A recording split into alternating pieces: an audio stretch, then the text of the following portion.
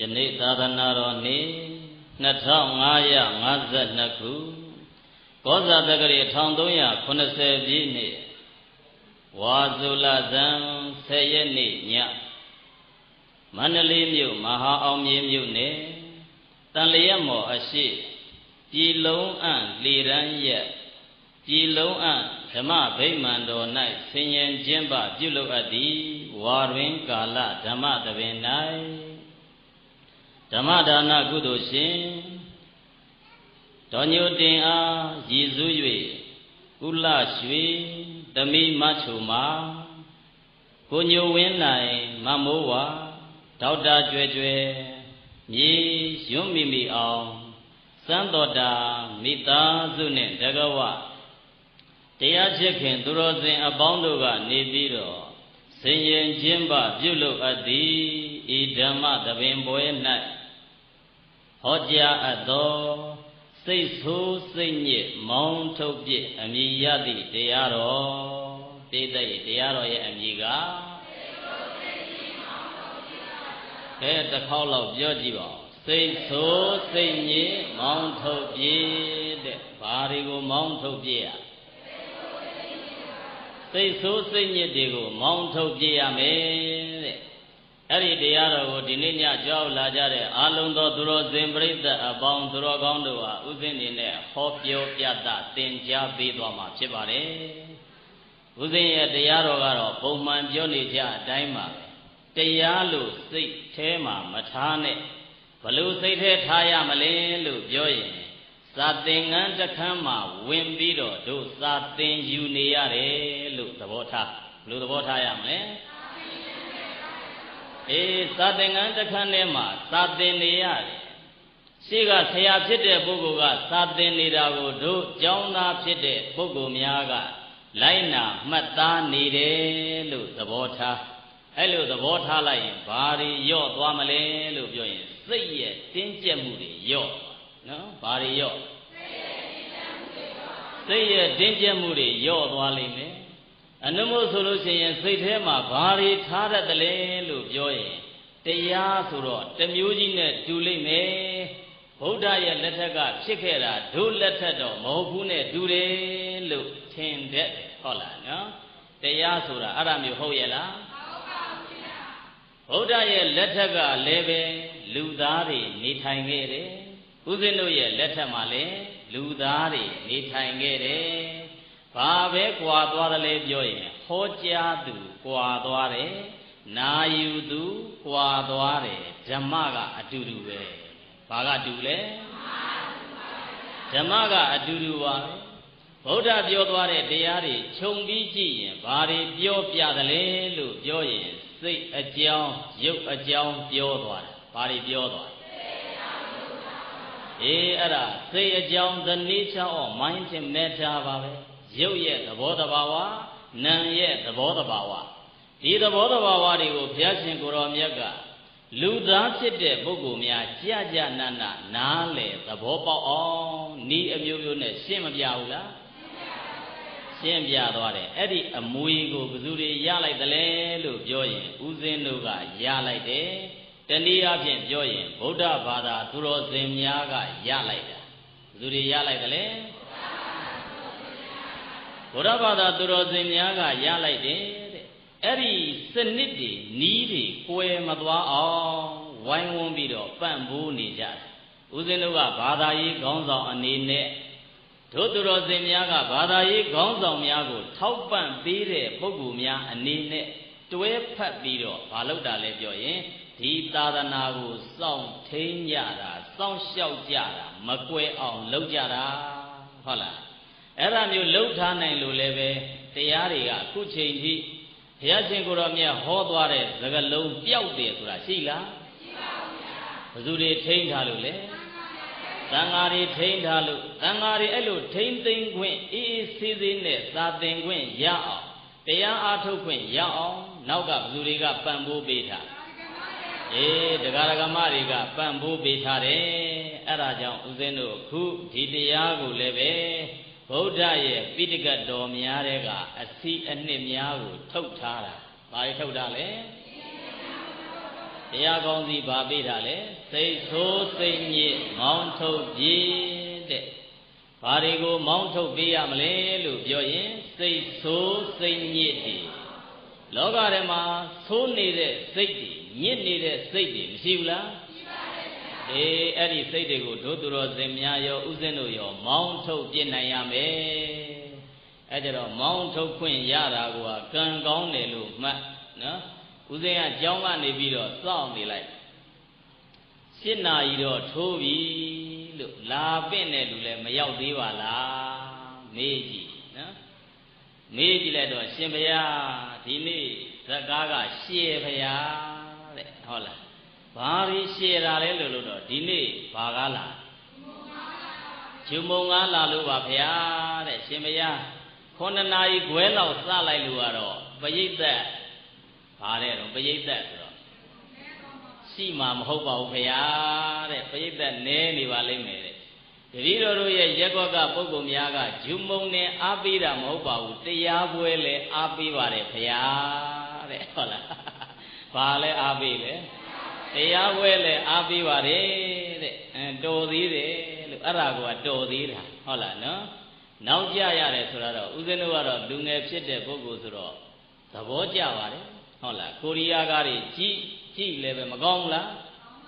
ကောင်းတယ်ယူသင့်တဲ့စနစ်ယူဟုတ်လားယူသင့်တဲ့စနစ်လောက်တော့ယူရမယ်ဒါပေမဲ့ကိုရီးယားကတော်တော်များများလိုက်ပြီးတော့ကြည့်လိုက်ရင်နော်ယဉ်ကျေးမှုလေးတစ်ခုကွာနေတာတော့ရှိတယ်အမျိုးသားနဲ့အမျိုးသမီးပြောင်းပြန်လန်နေနော်ပြောင်းပြန်လန်သလားမလန်ဘူးလားဘာတွေပြောင်းပြန်လန်အဲ့ဓာတွေပြောင်းပြန်လန်နေတယ်ဟုတ်လားဘယ်စကားပဲလိုက်ကြည့်လိုက်ဟုတ်လားနော်သွားပြီးတော့ကြည့်လိုက်ရင်အမျိုးသမီးဖြစ်တဲ့မိန်းကလေးကပဲလိုက်ပြောနေရတယ်လို့ဖြစ်ဟုတ်လားနော်အဲ့ဒီတခုကတော့ပြောင်းပြန်ဖြစ်နေတယ်တို့ရဲ့ဒီနိုင်ငံနဲ့ကွာမနေဘူးလား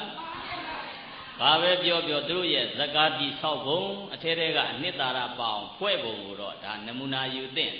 ကိုယ်နိုင်ငံကဒါရိုက်တာများလည်းပဲဒီဇကာများကြည့်သင့်တယ်ဘာလို့တော့ဆိုရင်ထိုးကြည့်လိုက်မြန်မာကားဆိုရင်သိမကြဘူးသူက2 ခန်း 3 ခန်းလောက်ကြည့်လိုက်ရင်ဘာဖြစ်သွားသဘောပေါက်သွားဘယ်သူနဲ့ဘယ်သူတော့ရတော့မှာပဲလို့ကြိုပြီးတော့ဗျာဒိတ်ပေးလို့မရဘူးလားဗျာဒိတ်ပေးတယ်ကြီးကြီးမားမားပြောလိုက်ရင်ဗျာဒိတ်ပေးတယ်ပေါ့ဟုတ်လားနော်အဲ့ကြကြိုပြီးတော့သုံးဖြတ်လို့ရတယ်အဲ့ဒါတွေကိုလည်းပဲတို့ဒါရိုက်တာဖြစ်တဲ့ပုဂ္ဂိုလ်များကဆင်ញင်စရာပဲမြန်မာနိုင်ငံကပြည်သက်ကမြန်မာစကားမှာသိပြီးတော့အားမရတော့ဘူးဆိုရင်ဒီစကားဘယ်ပို့ရမလဲဘယ်မှပို့စရာမရှိဘူးဟုတ်လားနော်အမိုက်ပုံးနဲ့ပို့မှာပဲနဘေးနိုင်ငံပို့လို့လည်းရလားမရဘူးအဲ့ဒါကြောင့်အည်အသွေးတိုးတက်အောင်ကတော့လူပိုင်းဘုံကြီးပိုင်းအကုန်လုံးပိုင်း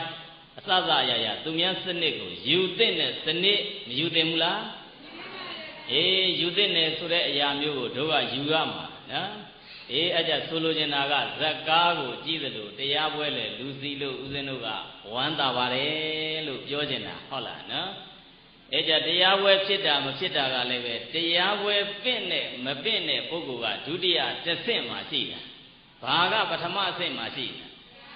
တရားနာပရိသတ်ကပထမအဆင့်ဒုတိယအဆင့်ကတရားပွဲကျင့်ပမဲ့ပုဂ္ဂိုလ်ကဒုတိယတစ်ဆင့်နောက်ဆုံးဆင့်ကဘယ်သူရှိတာဆရာတော်ဖရာများရှိတာဟုတ်လားတယောက်ယောက်ကသာအလုတ်ဖြုတ်လိုက်ရင်တန်းစီပြီးအကုန်ပြုတ်ကြမှာဟုတ်လားနော်တရားနာပရိသတ်ကအလုတ်ဖြုတ်လိုက်ရင်တရားပွဲကုသိုလ်ရှင်ရှိနိုင်သေးလားတရားပွဲကုသိုလ်ရှင်မရှိရင်ဘယ်သူတွေအလုတ်ပြုတ်မယ်ထင်လဲဓမ္မကတိကအလုတ်ပြုတ်မှသိကြတယ်ဟုတ်လားအဲ့ဒါကြောင့်အဖက်ဖက်ကနေ3 ဦး 3 ဖလဲညီမတရားပွဲဖြစ်တာနော်ပရိသတ်ကလည်းရှိမှတရားဝဲကျင့်ပသူကလည်းရှိမှနောက်တစ်ခုကတရားဟောတဲ့ဘုန်းကြီးကလည်းရှိမှအခုတော့3 ချက်ညီတဲ့အတွက်ကြောင့်မို့ကြည်လုံးအံ့ဓမ္မဗိမာန်မှာတရားဝဲမဖြစ်ဘူးလားဖြစ်ပါရဲ့ဗျာအဲ့ဒါကြောင့်စဉ်းစားကြည့်ရင်အရာရာတိုင်းဒီတာမန်နဲ့ပြီးရလားတာမန်နဲ့မအောင်မြင်နိုင်ဘူးကြိုးကြိုးစားစားလုပ်ကင်ဆောင်ရွက်မှာအဲ့ဒါကြောင့်ဒီနေ့ကြွားလာတဲ့ကြိုးကြိုးစားစားနဲ့ကြွားလာကြတဲ့သူတော်စင်များကိုဦးဇင်းကခေါင်းစည်းလေးတစ်ခုနဲ့သင်ပေးနေတာစိတ်ဆိုးစိတ်ညစ်မောင်းထုတ်ပြေးတဲ့ဗါတယ်လေအဲ့ဒီရဲ့အောက်မှာဘာတွေကိုပြောပြမလဲပြောရင်နံပါတ်1စိတ်တဲ့ဗါတယ်လေ စိတ်နံပါတ်2စိတ်ရဲ့သဘောတရားတဲ့နံပါတ်2ကဘာလဲစိတ်ရဲ့သဘောတရားနံပါတ်3ကစိတ်အညစ်အကြေး18မျိုးတဲ့ဘာလဲစိတ်ရဲ့အညစ်အကြေး18မျိုးနောက်တစ်ခုကစိတ်အညစ်အကြေးတားဆီးနည်းဘယ်နှမျိုးတယ်လဲ5မျိုးတဲ့နောက်နံပါတ်5ကိုကြည့်တော့စိတ်ဓာတ်မြင့်မြတ်အောင်နေနည်းဘယ်နှမျိုးတယ်လဲ4မျိုးတဲ့ဥစဉ်ရဲ့တရားတော်များကတော့အချက်အလက်တွေပဲပါတယ်ဇလန်းသိပ်ပြီးတော့သုံးမထားဘူးဘာကြောင့်လဲပြောရင်လူတွေအသက်တူလို့ဟုတ်လားဇလန်းတွေနဲ့အကြာကြီးပြောနေဟုတ်လားတို့ဇလန်းနဲ့ပဲမျောသွားပြီးတော့ကျင့်သုံးရမှာတွေမေ့သွားမှာဆိုလို့ဥစဉ်ကတော့ဘာတွေပဲထုတ်ထားလဲအချက်အလက်တွေပဲထုတ်ထားလိုက်တာအဲ့ဒီလို၅ချက်ရှိတဲ့တဲကပထမဦးဆုံးစဉ်းစားကြည့်ရမှာကစိတ်တဲ့ဘာလဲလဲစိတ်တဲ့အဲ့ဒီစိတ်ကိုမြန်မာလူစိတ်ဆိုတာကိုဘယ်လိုနားလဲလဲအာရမဏံစိတ်တေတီတိစိတ်တံတဲ့ဘာလဲလဲအာရမဏံစိတ်တေတီတိစိတ်တံအာရမဏံအာယုံကိုစိတ်တေတိကြံတက်သိတတ်ပါပေဣတိထို့ကြောင့်စိတ်တံစိတ်မြည်၏တဲ့ဘာကိုသိလို့စိတ်ခေါ်တာလဲအာယုံကိုသိလို့စိတ်ဟုတ်လားသိတယ်ဘာကိုသိအာယုံတွေကိုသိတာအာယုံဆိုတာကခြုံပြီးတော့ကြည့်လိုက်ရင်မြင်စရာအာယုံတွေမရှိဘူးလားမြင်စရာအာယုံကြားစရာအာယုံနားစရာအာယုံအရသာခံစရာအာယုံတွေ့ထိစရာအာယုံတွေမရှိဘူးလားအဲ့ဓာတွေကိုသိတတ်တဲ့အတွက်ကြောင့်ဘာလို့ခေါ်ရလဲစိတ်အဲ့ဒါကြောင့်လူမာတိဆောက်ထားတဲ့ဟုတ်လားရုပ်တရားရှိတယ်နာမ်တရားလို့ခေါ်တဲ့စိတ်မရှိဘူးလားအဲဒါကြောင့်မို့ဘာကြောင့်စိတ်လို့ခေါ်တာလဲပြောရင်အာယုံကိုသိတတ်တဲ့အတွက်ကြောင့်စိတ်တဲ့ပြောကြည့်ပါဦးဗါတယ်လေ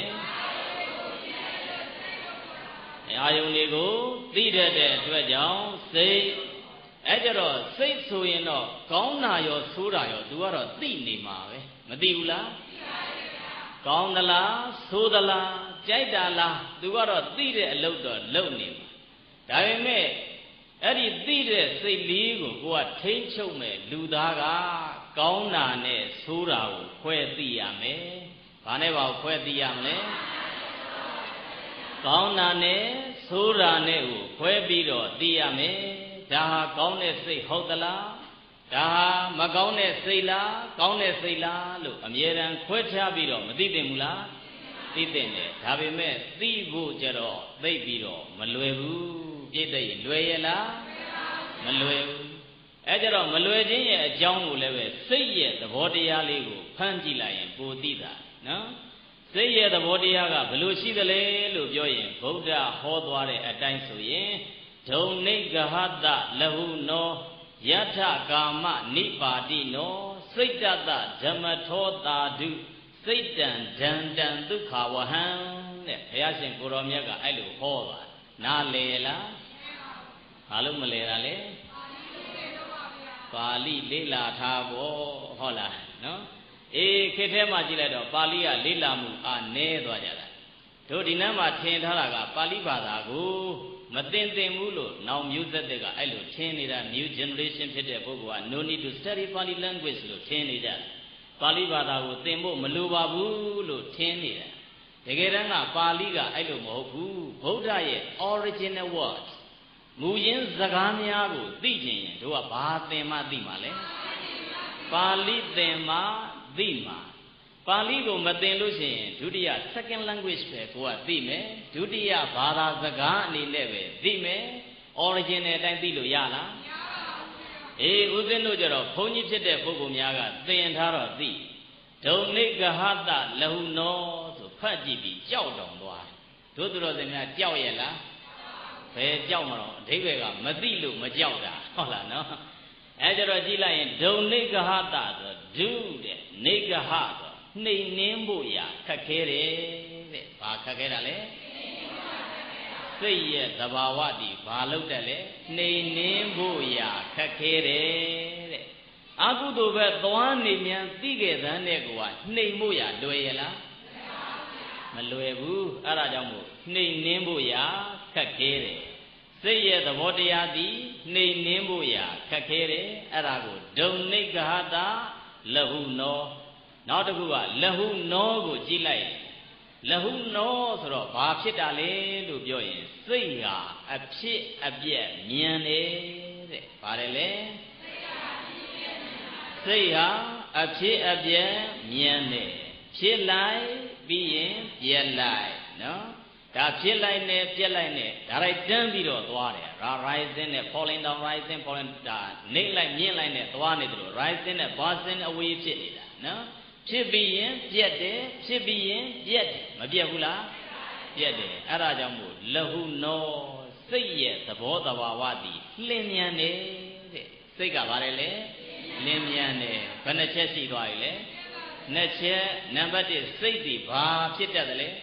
နေနှင်းဖို့ရန်ခက်ခဲတယ်နံပါတ်2ကလင်းမြန်တယ်တဲ့နောက်တစ်ချက်ကယထကာမနိပါတိနော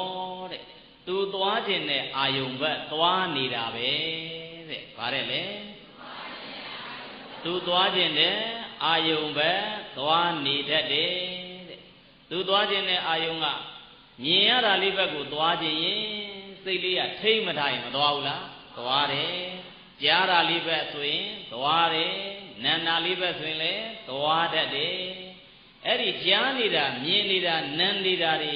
ဟုတ်မဟုတ်သွားတဲ့ဌာနဟုတ်မဟုတ်ကြတော့လူသားဖြစ်တဲ့ပုဂ္ဂိုလ်ကပညာနဲ့သုံးသပ်ယူရတယ်။ဘာနဲ့သုံးသပ်ရလဲပညာနဲ့သုံးသပ်ပြီးတော့ယူရတယ်အဲ့လိုမသုံးသပ်နိုင်ရင်တော့စိတ်ကသူသွားနေကြနေရာတွေသွားနေမှာပဲရုပ်ရှင်ကြည့်နေကြလူဆိုရင်ကြည့်နေလိမ့်မယ်ပွဲကြည့်နေကြလူကြည့်နေလိမ့်မယ်တရားထိုင်နေကြလူဆိုရင်လည်းထိုင်တာတွေကိုလုပ်နေလိမ့်မယ်နေ့တိုင်းအဲ့ဒီဌာနတွေမှာသွားမနေတတ်ဘူးလားသွားနေတတ်တယ်တဲ့အဲ့ဒါစိတ်ရဲ့သဘောတရား၃ချက်ဘယ်နှချက်လဲဘောတရား၃ချက်နံပါတ်1စိတ်ဒီဘာတဲ့လဲနှိမ်နှင်းရခက်ခဲတဲ့နံပါတ်2စိတ်ဒီဘာတဲ့လဲလင်းမြန်တဲ့လင်းမြန်သောဖြစ်ခြင်းချုပ်ခြင်းရှိတယ်ဘာတဲ့လဲဖြစ်ခြင်းချုပ်ခြင်းရှိတယ်နောက်တစ်ခုနံပါတ်3ကဘာတဲ့လဲစိတ်ဟာသူသွားခြင်းနဲ့အာယုံဘက်ကိုသွားတတ်တယ်တဲ့အဲ့ဒါဘယ်နှမျိုး၃မျိုးအဲ့ဒါဖယားဟောလို့လားကိုယ်စိတ်ကိုပြန်ပြီးတော့ကြည်ကြည်ဟုတ်လားဒီစိတ်လေးဒီနှိမ့်နှင်းရခတ်သလားမခတ်ဘူးလားခတ်တယ်ဟုတ်လားဒေါသမထွက်နဲ့လို့ပြောထားပေမဲ့မထွက်တတ်ဘူးလားထွက်မြန်းသိရတဲ့အချိန်မီတားနိုင်ရဲ့လားတားနိုင်သူလည်းရှိတယ်မတားနိုင်တဲ့ပုဂ္ဂိုလ်လည်းရှိတယ်တချို့ကြတော့မတားနိုင်တော့ဘူးဒုံနိကဟနှိမ်နှင်းမှုရခက်ခဲသွားချဆိုရင်ချကွာမဟုတ်ဘူးချဟိုမျက်နာကုတ်ပလိုက်ချပလိုက်နောက်ကနေဇွတ်တိုက်တွန်းပြီးတော့လွတ်နေတယ်မတိုက်တွန်းဘူးလားအဲ့ဒါသွားနေကြအာယုံဘက်သွားတာဒေါသထွက်နေကြရင်ဒေါသဘက်လိုက်သွားမောဟအာကြီးနေကြဆိုရင်မောဟနောက်လိုက်သွားတယ်မသွားတတ်ဘူးလားသွားတယ်စိတ်ကိုနောက်ကပံ့ပိုးပဲလွတ်နေတာထိမ့်ဖို့ဆိုတာကြတော့ဓမ္မမပါပဲမရတော့နော်ဘာမပါပဲမရတော့ဘူးလေဓမ္မမပါပဲမရတော့ဘူးဓမ္မတော့မဟုတ်ဘူးဓမ္မမပါပဲနဲ့မရတော့ဘူးဓမ္မဆိုတော့သဘာဝကိုပြောတာဘာကိုပြောတာလဲသဘာဝကိုပြောတာစိတ်ရဲ့သဘာဝကိုတို့ကကြာနာနာသိထားရမယ်သိထားရင်ထိလို့မလွယ်ဘူးလားအေးဟုတ်လားသိထားရင်ထိလို့လွယ်ဥပမာအားဖြင့်နော်မြို့ပေါ်မှာတော့မသိဘူးတောဘက်မှာဆိုရင်တော့ဦးဇင်းတို့နွားမောင်းတာရှိတယ်ဘာရှိလဲနွားလဲနဲ့နွားမောင်းတာရှိတယ်ဒီနွားတစ်ရှင်းကိုကတော့မယ်ဟဲ့လို့ဆိုရင်ဘာသိထားရင်ကလို့လွယ်တယ်လဲပြောရင်နွားရဲ့သဘောနွားရဲ့အကျိုးကိုနှက်ထားရင်အဲ့ဒီနွားအလွယ်တကူဆွဲပြီးတော့နွားလဲမှာကလို့ရနွားကဘူးလားနွားကဆိုလို့လူကတယ်လို့ဒိုဒိုတန်းတန်းတော့မထင်နဲ့ဟုတ်လားလှဲကိုကတာဟုတ်လားနော်အေးအဲ့ဒါလှဲကိုအဲ့ဒါမျိုးကဆိုလို့ကြောမသိတဲ့လူသွားပြီးတော့ကဲထားပါတော့မြို့ပေါ်ကဧည့်သည်ပါလာလို့ရှင်မယားတပည့်တော်ရှင်မယားနွားကလိုက်မယ်ဗျာဆိုဝင်ဆွဲကန်လွတ်လိုက်လို့မျက်နှာတောင်ထိနိုင်တယ်ဟုတ်လားနော် တခါလေဖြစ်တတ်တယ်ဘာမသိရင်ခက်လေနွားရဲ့သဘောနွားရဲ့အကျိုးကိုမနဲ့ရင်အဲ့ဒါဒုက္ခမရောက်နိုင်ဘူးလားအဲ့လိုပဲမြို့ဝပုဂ္ဂိုလ်ကြတော့ဘာသိလို့ဆိုကားမောင်းတာမသိဘူးလားတော့အလူခေါ်လာပြီးတော့ကဲစက်နိုးပြီးတော့မောင်းကြည့်စမ်းပါဆိုရပါမလားသူ့နယ်ပယ်နဲ့သူပဲဟုတ်လားနော်ဟိုတုန်းကနွားကန်ခံရတယ်လို့ဒီမဲ့ဆိုရင်လည်းဒုက္ခမရောက်နိုင်ဘူးလားအဲ့ဒါကားတက်မောင်းလဲအစင်မပြေသေးလို့နွားတက်မောင်းလဲအစင်မပြေနိုင်ဘူးသူ့နယ်ပယ်ကိုယ့်နယ်ပယ်မရှိဘူးလားအဲ့ဒါကြောင့်ဘယ်နယ်ပယ်မှာပဲဖြစ်ဖြစ်သဘာဝကိုမိအောင်ထိအောင်သိရဘာလို့သိရမလဲသဘာဝကိုမိအောင်ထိအောင်သိရမယ်အဲ့လိုသိချလို့ရှိရင်တို့ကဒီစိတ်ကိုစောင့်ဖမ်းလို့မရဘူးလားရတယ်စိတ်ဘယ်ကနေထွက်လာလို့ဆိုစိတ်ထွက်မဲ့အပေါက်ကနေစောင့်နေဟုတ်လားမင်းဘယ်သွားမှလဲဟုတ်လားသူသွားမဲ့ဟာကအကုသိုလ်လိုင်းဘက်ကိုစိတ်လေးကထွက်ချင်မလုံနဲ့အဲ့ဒါအကုသိုလ်ကြီးတားလို့မရဘူးလားရတယ်ကုသိုလ်ဘက်ကို तू ကအာယုံပြုနေရင်တော့သွားလွတ်ပြီးလို့မရဘူးလားရတယ်စိတ်ကအဲ့ဒါမျိုးထိမ့်မယ်ဆိုရင်လေထိမ့်လို့တော့ရတယ်ဒါပေမဲ့ခတ်သလားမခတ်ဘူးလားအဲ့ဒါကြောင့်အနှစ်ချုပ်ပြီးတော့မှတ်ရင်စိတ်ရဲ့သဘာဝ၃မျိုးကိုမှတ်ထားပါစိတ်ကနှိမ်နှင်းဖို့ရာခက်ခဲတယ်စိတ်ကအဖြစ်အပျက်လင်းမြန်တယ်နောက်တစ်ခုကစိတ်ကသူသွားခြင်းနဲ့အာယုံဘက်ကိုသွားတတ်တယ်မဖြစ်တတ်ဘူးလားကဲအဲ့လိုဆိုတော့ဒီစိတ်ရဲ့သဘာဝကအဲ့လိုရှိပြီဆိုတော့ဒီစိတ်ဒီဘယ်မှာပဲသွားပြီးတော့ပျော်တတ်တယ်လေလို့ပြောရင်ဘုရားဟောထားတာရှိတယ်ဗါတဲ့တော့ပါပသမိရမတိမနောစိတ်ကဘယ်ဘက်ပဲပျော်တတ်လေမကောင်းတဲ့ဘက်မှာပျော်တတ်တယ်တဲ့အဲကြတော့မကောင်းတဲ့ဘက်တနည်းအားဖြင့်ပြောရင်လွယ်ရတဲ့အရာမျိုးဘက်မှာစိတ်ကပျော်တတ်တယ်ခက်ခဲလေးလှုပ်ယူရမယ်ဆိုရင်စိတ်ကသိမလှုပ်ချင်တော့ခုတရားဝဲလာရတာနဲ့မလာရတာအိမ်ကနေထိုင်ပြီးတော့ကြည့်ပေါ့နော်စိတ်လေးကတော့ရှိကျင်လဲရှိလိမ့်မယ်ဒါပေမဲ့အဲ့ဒီစိတ်လေးမှာတိုက်တွန်းပြီးတော့မလွတ်ရင်ဒီရောက်ရဲ့လားမရောက်တော့ဘူးမင်းမသွားပါနဲ့ဟိုလူကြားသူကြားကြီးမင်းထိုင်ရတော့ချွေးတောင်ပြန်လေးတို့အပြင်ကဟိုအိမ်ကနာလဲပက်လက်ကလေးထိုင်လေးနဲ့နာလဲရတာပဲအကြောင်းပြလို့မရဘူးလားရတယ်ဟောမသိကြဒါတဲ့ပူဆိုတာတို့ဖက်နဲ့မြန်လူခိုးသွားခက်မယ်ဟောကိုယ့်ကိုအကြံဖန်ပြီးတော့အကြောင်းပြရင်ဒီနဲ့ရောက်သေးလားမရောက်တော့ဘူးဒါပေမဲ့တရားပွဲကတို့ရက်ွက်ကျင်းပတာနေတိုင်းကျင်းပနေတာမဟုတ်ဘူးဟေ့ဒီအချိန်ရောက်တဲ့အခါကျင်းပလေရှိတော့တို့နာကိုနာသိနေဆိုပြီးမောင်းတင်လွတ်တဲ့ပုဂ္ဂိုလ်မှဘယ်ရောက်တာလဲတရားပွဲကိုရောက်တာတနည်းအားဖြင့်ပြောရင်စိတ်ကိုနိုင်သူကဒီကိုရောက်တယ်စိတ်ကိုလက်မြောက်အရှုံးပေးသွားတဲ့ပုဂ္ဂိုလ်ကဒီရောက်ရဲ့လားကုသိုလ်နဲ့အကုသိုလ်ဒီအမြဲတမ်းလွန်ဆွဲရတယ်ပြည့်တဲ့ဆွဲရဘူးလားဆွဲရတယ်ကုသိုလ်ကလုံးမဲ့ကြံရင်အကုသိုလ်ဘက်ကဝင်လာပြီးမသွားနဲ့မလုံနဲ့ဖြစ်သွားတယ်မဟုတ်ဘူးငါသွားကိုသွားရမယ်လှုပ်ကိုလှုပ်ရမယ်ဆိုပြီးတော့တိုက်တွန်းမှကုသိုလ်ကလှုပ်ဖြစ်တာတာမန်နဲ့လှုပ်ဖြစ်ရဲ့လားတာမန်နဲ့မလှုပ်ဖြစ်ဘူးအဲ့ဒါကြောင့်ခုစိတ်ဆိုတာပြီးသွားပြီစိတ်ရဲ့သဘောတို့သူတော်စင်များသိသွားပြီအဲ့လိုဆိုတော့ဒီစိတ်လေးကတခါတလေကျတော့ညှဉ်းနွမ်းတတ်တယ်တခါတလေကျတော့ဖြူစင်တယ်မဖြူစင်ဘူးလားအမြဲတမ်းသာညှဉ်းနွမ်းနေရင်တို့လမ်းထွက်ရင်မသာကြီးတဲ့နေမှာပဲဟုတ်လားနော်တွေ့သမျှအကုန်တက်ခြင်းရိုက်ခြင်းနှက်ခြင်းဖြစ်နေလိမ့်မယ်မဖြစ်နိုင်ဘူးလားတခါတလေကျတော့စိတ်ကောင်းလေးမဝင်ဘူးလားကိုယ်ရှိတာလေးတောင်ပေးခြင်းစိတ်ပေါက်လာနော်ဒီပုဂ္ဂိုလ်သိပြီးတော့ဆင်းရဲမစားရမတော့ရဖြစ်နေတာငါပေးအောင်မှကမ်းအောင်မှပဲဆိုတဲ့စိတ်မွေးလို့မရဘူးလားတခါတလေကျတော့ဖြစ်တတ်တယ်တခါတလေကျတော့သူကံမကောင်းလို့သူတို့အကုသိုလ်များလို့ဖြစ်တာသေးကွာတို့စိတ်တခါလေးမဖြစ်တတ်ဘူးလားဖြစ်တတ်တယ်တခါလေးလမ်းပေးပတ်စံတောင်းနေတာဥစ္စလို့စီလဲလာတောင်းတရားတရားလေးထက်တန်တဲ့အခါတော့ကောက်ထည့်တရားတရားလေးကနည်းနည်းညံ့ရင်တော့လိုက်ကြည့်တာဒီကောင်းလက်ကအတုမြန်းပတ်ထားတာလားလိုက်လာဟုတ်လားနော်ဂျိုင်းတော့ကတော့မှန်တယ်ဒီဂျိုင်းတော့က ဟိုနန်းရောက်ရင်ပြန်ဖြုတ်ပြီးမြန်သွားမဲ့လူလားလိုက်စစ်ဆေးမလာဘူးလားစစ်ဆေးလာတယ်ဟုတ်လားမပေးခြင်းရင်ကြမ်းဖန်ဖြစ်လာပေးခြင်းရင်တော့ဩငါမှာတော့အလွယ်တကူပဲ100လောက်ကတော့မထူးပါဘူးအသာပေးလို့မရဘူးလားရတယ်အဲ့ဒါကြောင့်လှုပ်ရှင်တဲ့စိတ်ရှိရင်အဲ့ဒီလုပ်ငန်းဒီအလွယ်တကူနဲ့အောင်မြင်ပါတယ်လှုပ်ရှင်တဲ့စိတ်မှမရှိဘူးပဲလို့ဆိုရင်အဲ့ဒီစိတ်ဒီလုပ်ငန်းဒီအောင်မြင်နိုင်ရဲ့လားအောင်မြင်အဲ့ဒါကြောင့်စိတ်ဟာမတည်မြဲဘူးအဖြစ်ပြဲလင်းမြန်တယ်တခါတလေကျတော့ကောင်းတဲ့ဘက်တခါတလေကျဆိုးတဲ့ဘက်မဖြစ်ဘူးလားအေးဖြစ်တယ်အဲ့ဒီကောင်းတဲ့စိတ်နဲ့ဆိုးတဲ့စိတ်ဒီလိုဖြစ်တဲ့အပိုင်းမှာဗုဒ္ဓရဲ့လက်ထက်တော်အခါကဒီစိတ်နဲ့ပတ်သက်ပြီးတော့ဖြည့်ရှင်းချက်တွေအမျိုးမျိုးထုတ်ကြတယ်ဘာတွေထုတ်ကြလဲဖြည့်ရှင်းချက်တွေအမျိုးမျိုးထုတ်ကြတယ်ငါတို့ရဲ့စိတ်တဏ္ဍာမှာရှိနေတဲ့ညှဉ်းနှွမ်းနေတဲ့ဒီစိတ်ကိုဘလို့ဆေးကြောပေးမလဲဆိုပြီးတော့ရှင်းတော့ကအဖြေရှာကြနော်အဲ့လိုအဖြေရှာကြတဲ့အခါတချို့ပုံနာတွေကဘာသွားတွေ့တယ်လဲလို့ပြောရင်ခင်းငါမြစ်ထဲရေသွားချိုးလို့ရှိရင်မကောင်းမှုအကုသိုလ်အညစ်အကြေးစင်ကြယ်တယ်တဲ့ဘာလို့ရင်လဲခင်းငါမြစ်ထဲကိုရေစင်းချိုးလို့ရှိရင်မကောင်းမှုတွေစင်ကြယ်တယ်ဆိုပြီးတော့တချို့ကယူဆကြတယ်အဲ့လိုယူဆတဲ့အတွက်ကြောင့်မို့ခုချိန်ထိအိန္ဒိယနိုင်ငံမှာသွားပြီးတော့ကြီးမြစ်ထဲမှာရေချိုးတဲ့ပုဂ္ဂိုလ်တွေအများကြီးပဲ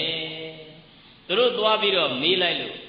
ဘာကြောင့်များရေချိုးနေကြတာလဲလို့သွားပြီးတော့မေးကြည့်ရင်သူတို့ကအကြောင်းပြတယ်စိတ်ထဲမှာရှိနေတဲ့အညစ်အကြေးတွေတန့်ရှင်းအောင်လို့ရေချိုးတာတဲ့ဗါတယ်လေအဲ့ဒါကပုံနာတွေရဲ့အယူအဆဘသူတွေရဲ့ယူဆလဲကဲစဉ်းစားကြည့်ပေါ့ပုံနာတွေရဲ့အယူအဆဖြစ်နိုင်မဖြစ်နိုင်ဆိုစိတ်ထဲမှာရှိနေတဲ့အညစ်အကြေးကိုရေချိုးပြည့်ယုံနဲ့စင်ကြယ်နိုင်ရဲ့လားကဲစိတ်ထဲမှာလောဘဒေါသမောဟတွေကပ်နေရင်ဒီလောဘဒေါသမောဟတွေကိုတို့ကရေချိုးပြည့်ယုံဆက်ပြတက်ယုံနဲ့ရရဲ့လားမရဘူးအဲ့ကြတော့ရေချိုးတယ်ဆိုတာဘာကိုပဲတန့်ရှင်းလို့ရတယ်လဲပြောရင်အပေါ်ယံပဲရတာဘယ်ပဲရအပေါ်ယံလေးတန့်ရှင်းရင်တော့ရေချိုးပြလို့မရဘူးလားဒါပေမဲ့အထဲထဲမှာရောက်နေတဲ့မကောင်းမှုအကုသိုလ်အညစ်အကြေးကြတော့ရေချိုးလို့ရလားအဲ့ကြတော့ဗုဒ္ဓကဒီစနစ်ကိုသိချာရှာတယ်အထဲထဲမှာရှိနေတဲ့ခန္ဓာကိုယ်အတွင်းထဲမှာရှိနေတဲ့အညစ်အကြေးကိုဘယ်လိုလုပ်မလဲဆိုတော့ဗုဒ္ဓကတော့ရေမချိုးခိုင်းဘူးဘာလုပ်ရမလဲပြောရင်လမ်းစဉ်3ရက်ချမှတ်ပေးတယ်လမ်းစဉ်ဘယ်နှရက်ချမှတ်လမ်းစဉ်3ရက်ချမှတ်ပေးတယ်တို့သူတော်စင်များသိပြီးသားတွေနော်နံပါတ်1ကိုကျင့်တရားကောင်းအောင်လုပ်ရမယ်တဲ့ဗါတယ်လေ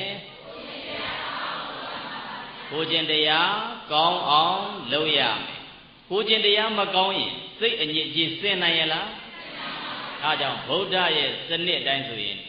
ကိုကျင့်တရားကောင်းအောင်နေထိုင်ပါပြီးသွားရင်ဘာလုပ်ရမလဲလို့ပြောလို့ရှိရင်စိတ်ကိုတည်ငြိမ်အောင်မွေးမြူပါတဲ့ဗါတယ်လေစိတ်ကိုတည်ငြိမ်အောင်မွေးမြူပါတို့စိတ်ကတည်ငြိမ်ရဲ့လားလူရဲ့စိတ်ကတော်လေးနေဒီနံတော်လေးနေဟိုဘက်ရောက်သွားမဖြစ်ဘူးလားဖြစ်တယ်သေချာပြန်စဉ်းစားကြည့်လူတော်မှခုဒီမဲ့တရားဝဲလာနာဓမ္မယုံနဲ့မရောက်ဘူးလားရောက်ပေမဲ့တခါတလေကျတော့လူကသာဒီမှာရှိနေတာစိတ်ကခရီးထွက်နေတတ်တယ်ဟုတ်လားနော်ကိုသွားပြီးသားနေရဈေးရောက်တဲ့ပုဂ္ဂိုလ်ဆိုရင်ဩဘုသူစီတော့အကျွေးလေးကြံနေကြတာငါတောင်းမှဖြစ်တတ်တယ်နှက်ပြမနှက်ကြရင်တော့ဘုသူစီသွားအောင်မှဘာလေးလုံအောင်မှဆိုခေါင်းထဲမှာအတွေးလေးတွေစင်ပြီးတော့လူကတော့ဒီထဲမှာစိတ်ကနဘေးထွက်တာမရှိဘူးလားရှိတယ်အဲ့ဒါကြောင့်မို့လူနဲ့စိတ်နဲ့ကပ်ဖို့ဆိုတာကစိတ်ဓာတ်ကိုတည်ငြိမ်အောင်မွေးထားမှရတာဘာမှရအဲကြောင့်မို့စိတ်ဓာတ်ကိုတည်ငြိမ်အောင်မွေးထားတဲ့ပုဂ္ဂိုလ်ကအကုသိုလ်အဖြစ်နေသလားမနေဘူးလားအဲဒါကြောင့်ဗုဒ္ဓရဲ့ဤစနစ်တိုင်းဆိုရည်စင်းမချိုးနဲ့မရဘူးကိုကျင့်တရားကောင်းအောင်နေထိုင်ပါနံပါတ်2 စိတ်ဓာတ်ကိုတည်ငြိမ်အောင်မွေးမြူပါနံပါတ်3ဘာလုပ်မလဲလို့ပြောရင်ကိုလုပ်တဲ့လုပ်ငန်းများကိုပညာနဲ့ခွဲခြမ်းစိတ်ဖြာပြီးကြည့်ပါတဲ့ဘာလဲလဲကိုလုပ်တဲ့လုပ်ငန်းများကိုပညာနဲ့ခွဲခြမ်းစိတ်ဖြာပြီးတော့ကြည့်ပါဘုရားကသဘာဝကြသလားမကြဘူးလားဒါဥစဉ်တို့ကဘုရားဘာသာဖြစ်နေလို့ပြောတာမဟုတ်ဘူးတကယ်သဘာဝကြကြတိဆောက်တာဟမ်ကိုကျင်တရားမှမကောင်းရင်စိတ်ဓာတ်ညှဉ်းနှွမ်းမှုသည်များတဲ့ထက်ပိုများလာလိမ့်မယ်စိတ်ဓာတ်ကမတည်ငြိမ်ရင်လည်းပဲအဲ့ဒီစိတ်ဓာတ်သည်ညှဉ်းနှွမ်းနေရင်ပိုပြီးတော့ညှဉ်းနှွမ်းနိုင်တယ်နောက်လုပ်ငန်းလုပ်တဲ့အပိုင်းမှာပညာနဲ့ဆင်ញင်မှုမရှိဘဲနဲ့လှုပ်ချင်ရလှုပ်ချလိုက်ရင်အဲ့ဒီပုဂ္ဂိုလ်ဒီစိတ်ဓာတ်ဖြူစင်နိုင်ရဲ့လားအဲ့ဒါဗုဒ္ဓရဲ့စနစ်တိုင်းဆိုရင်3မျိုးနဲ့နေထိုင်ကျင့်သုံးရမယ်ဘယ်နှမျိုးနဲ့လဲ3မျိုးနဲ့နံပါတ်1ဘာလုပ်ရမလဲကိုကျင်တရားကောင်းအောင်နေပါတဲ့နံပါတ်2ကစိတ်ကိုတည်ငြိမ်အောင်မွေးမြူထားပါနံပါတ်3ကဒါပဲကိုလုပ်တဲ့လုပ်ငန်းကိုခွဲခြမ်းစိတ်ဖြာပြီးတော့ကြည်ပါတဲ့အဲ့ဒီ3မျိုးနဲ့နေရင်စိတ်ဓာတ်သည်တဖြည်းဖြည်းနဲ့တန်ရှင်းမလာနိုင်ဘူးလားတန်ရှင်းလာနိုင်တယ်ဒါပေမဲ့အပြောလွယ်သလောက်အလုတ်ကတကယ်ခက်တယ်ခက်သလားမခက်ဘူးလားတကယ်ခက်နော်ဗုဒ္ဓရဲ့လမ်းစဉ်တွေထဲမှာကြည့်လိုက်ရင်ဒါနရှိတယ်သီလရှိတယ်ဘာဝနာရှိတယ်မရှိဘူးလားဒါနတဲ့ဒါနဆိုတော့ဘာဟုတ်တာလဲပေကန်းတာစွန့်ကြဲတာသီလဆိုတော့ကိုကျင်တရားကောင်းအောင်လုပ်တာဘာဝနာဆိုတာကတရားထိုင်တာနော်ဘာလုပ်တာလဲအဲ့ဒီလုပ်ငန်း3ရက်ထဲမှာဘယ်လုပ်ငန်းကိုအလုပ်များကြလဲဒါနပဲအလုပ်များတာဒါနကတော့ငွေရှိရင်နောက်ကတရားတရားလည်းပဲရှိနေတယ်ဟဲ့လို့ဆိုရင်အဲ့ဒီပုဂ္ဂိုလ်ကနေအလွယ်တကူပဲပေးကမ်းစွန့်ကြဲလိုက်လို့မရဘူးလားသီလဆောက်တည်ဖို့ရကြတော့ဥပုသ်နေ့ရောက်လို့ဓမ္မယုံမှာသီလပြီးတော့မယ်ဟဲ့လို့ဆိုရင်စဉ်းစားတာလေးတွေကများလာနော်အလုံးမအားသေးဘူးငါအလုပ်လေးတွေကရှိသေးတယ်အလုပ်လေးပြည့်ရင်ကောင်းမှာစောစီကတော့ပြည့်အောင်ကလုပ်မထားဘူးဟုတ်လားနော်အလုပ်လေးပြည့်ရင်တော့ဒီလုပ်ငန်းလေးကပြည့်ပြီးသားဖြစ်နေရင်တော့ငါသွားပြီးဥပုသ်စောင့်အောင်ပါပဲဆိုပြီးတော့ဥပုသ်ကြတော့စောင့်မှုရသီလကြတော့ထိမ့်မှုရနည်းနည်းခတ်မလာဘူးလားဒါနကချက်ချင်းထလုပ်လိုက်လို့မရဘူးလားရတယ်လှူပြီးရောသီလကြတော့အိမ်ထိပါလာတယ်ပါမလာဘူးလားပါလာတယ်ညနေပိုင်းဘိုက်ကလည်းခါအနံ့လေးတွေကလည်းရစားလိုက်ရရင်တော့ကောင်းပါပဲလို့စိတ်ကူးပေမဲ့ငါမှာသီလကြီးနဲ့ငါမှာသီလကြီးနဲ့ဆိုပြီးတော့နေ့လေကစောင့်ထိန်ခဲ့တဲ့သီလသည်ညနေအထိခန္ဓာကိုယ်နဲ့တွဲပြီးရှိမနေဘူးလားသူကြတော့လွယ်လွယ်နဲ့ပြီးရလားမပြီးတော့လှုပ်တဲ့ပုဂ္ဂိုလ်နဲမလာဘူးလားအဲ့ဒါနဲလာတယ်အဲ့ဒီတဲ့ပူနေတာကိုကြည့်လိုက်ရင်ဘာလဲလို့ပြောရင်ဘာဝနာတရားအားထုတ်တာဘာလုပ်တာလဲတရားအားထုတ်တာကြတော့သီလဆောက်တည်တာတဲ့ပူဆိုးသွားသီလဆောက်တည်ပြီးတော့ပြန်လာရင်ကဲကိုယ့်အိမ်မှာစောင့်ထိန်ရင်လည်းရတယ်မစောင့်ထိန်ရင်တော့ကိုယ့်အိမ်မှာပြန်ပြီးတော့ဒစ်ကိုကတွေကနေလဲရတာပဲဟုတ်လားဗြိဒ္ဓံဆွဲနေလဲမရဘူးလားရတယ်ဒါပေမဲ့တရားအားထုတ်ဖို့ရိပ်သာဝင်တော့မယ်ဟဲ့လို့ဆိုရင်ဗြိဒ္ဓံနေရသေးလားမရတော့ဒီယောဂီဖောက်တယ်နဲ့တူတယ်လို့ဖြစ်သွားမှာအဲဒါကြောင့်သူများထိုင်ရတော့မှာမထိုင်ရဘူးလားသူများမနဲ့စောစောထရတော့မှာသူများတရားဖြုတ်ရင်ဖြုတ်ရမယ်သူများရေချိုးရမယ်သူများစားရမယ်ဆိုတော့ဘောင်ကျင်းမလာဘူးလားအဲဒါကြောင့်အမျိုးမျိုးအကြောင်းပြတာနောက်နှစ်ပေါ့ဗျာသွားထိုင်မဲ့လုပ်လိုက်နောက်နှစ်ပေါ့နောက်နှစ်ပေါ့နဲ့နောက်နှစ်နဲ့လုပ်လိုက်တာဒါနဲ့လျှောသွားတာပဲဟုတ်လားနော်အဲ့ဒါမျိုးဖြစ်တတ်တယ်ဒါနဲ့တင်ဘဝဏီကုန်းချုပ်သွားတယ်မရှိဘူးလားအဲ့ဒါကြောင့်ဒါနသီလဘာဝနာ၃မျိုးထဲမှာဗုဒ္ဓရဲ့ဉာဏ်တော်ကြီးညိုဖို့ကောင်းမှုပြောတာဒါနသီလဘာဝနာ၃စင်မထားဘူးလားအဲ့ဒါအလွယ်ကနေအခက်ဘက်ကိုစင်ထားတာနော်ဒါနကလွယ်တယ်အဲ့ဒီတဲ့ခတ်တာကသီလအဲ့ဒီတဲ့ခတ်တာက ဘာဝနာအဲ့ဒါကြောင့်ဘာဝနာကိုရှေ့ဆုံးကမထားဘဲနဲ့ဘာဝနာသီလဒါနလို့သွားရလားဘယ်လိုသွားလဲဒါနသီလဘာဝနာအဲ့ဒါကြောင့်မို့တို့သူတော်စင်များကစိတ်ဓာတ်အညစ်အကြေးကိုစင်ကြယ်စေခြင်းရင်ဒီတိုင်းထိုင်နေလို့ကတော့ဘာမှဖြစ်လာမှာမဟုတ်ဖြစ်ရလားဘာမှမဖြစ်ဘူးဒီစိတ်ဓာတ်ကိုဖြူစင်ရင်သီလနဲ့နေလို့မရဘူးလားသီလနဲ့နေပါတမာရီနဲ့နေပါပညာနဲ့နေပါမြန်မာလိုပြောရင်တော့ကိုကျင်တရားကောင်းအောင်နေစိတ်ဓာတ်ကိုတည်ငြိမ်အောင်မွေးပြီးသွားရင်မလုပ်ရမလဲကိုလုပ်တဲ့လုပ်ငန်းကိုအမှားအမှန်ခွဲခြားစိတ်ဖြာပြီးတော့ကြည်ပါဠိလိုပြောရင်တော့သီလတမာရီပညာပါတယ်လေဒါပဲပထမဆုံး morality ရှိရမယ် concentration ရှိမယ် wisdom ရှိ morality concentration wisdom ဆိုတော့ဒီသုံးမျိုးနဲ့လုပ်ယူမှဒီစိတ်တွေတကယ်ပြူဝအဆင့်ကိုရောက်တာစင်ကြယ်တဲ့အဆင့်ကိုရောက်ဖို့လွယ်ရလားအဲ့ဒါကြောင့်မို့ဒီစိတ်ဓာတ်ဟာဘာကြောင့်ညစ်ညစ်သွားတာလဲဆိုတော့ညစ်နွမ်းခြင်းရဲ့အကြောင်းတွေရှိတယ်ပြည့်တဲ့ဘာတွေရှိလဲညစ်နွမ်းခြင်းရဲ့အကြောင်းတွေရှိတယ်တဲ့စိတ်ဓာတ်အညစ်အကြေးတွေစုပေါင်းလိုက်ရင်ဘယ်နှမျိုးရှိလဲ18မျိုးကြာနာနာတာဟောရင်တော့တညလုံးဟောရမယ်သဘောပဲဟုတ်လားနော်စုပေါင်းဘယ်နှမျိုးတယ်လဲ18မျိုးဒါပေမဲ့ဒုသူတော်စင်များကအကျဉ်းချုပ်တော့မှတ်ထားရအကျဉ်းချုပ်မှတ်ထားလိုက်ရင်ဒီ18မျိုးဖြစ်လာတာနဲ့တပြိုင်နက်ငါမှာတော့အညစ်အကြေးတော့ဖြစ်ပြီလို့ကိုကိုသိလို့မရဘူးလားအဲ့ဒါမျိုးသိအောင်နော်အဲ့ကြတော့တိဘာလဲပြောရင်အဘိဇ္ဇာတဲ့တိဘာလဲလဲအဘိဇ္ဇာရေးတတ်သလားဘယ်လိုလေးရေးအာရဲ့ဘာကုန်းလုံးကြီးတင်ရဲ့ကိုဘကဇာခွဲနဲ့ဇာမြင်ဇွဲနဲ့ဆင်းဘာနဲ့ပါဆင်းရမလဲအဲ့ဒါကိုဘယ်လိုဖတ်မလဲအဘိဇ္ဇာလောကထဲမှာပြောနေအဘိဇ္ဇာဒီကောင်အဘိဇ္ဇာဖြစ်နေတာလို့ပြောတာမရှိဘူးလားအဘိဇ္ဇာဖြစ်တယ်အဘိဇ္ဇာဖြစ်တယ်ဆိုတာဘာလဲလို့ပြောရင်ကိုယ့်ရဲ့ပစ္စည်းဥစ္စာကိုတွန့်တိုးပြီးတော့ဖြစ်နေတာနော်သူဘာကိုမပေးနိုင်မကမ်းနိုင်အဲ့ဒါမျိုးဖြစ်တာကိုဘာဖြစ်တယ်ပြောတာလဲအဘိဇ္ဇာဘာဖြစ်တာလဲအဘိဇ္ဇာပစ္စည်းကိုရအောင်တော့ရှာတယ်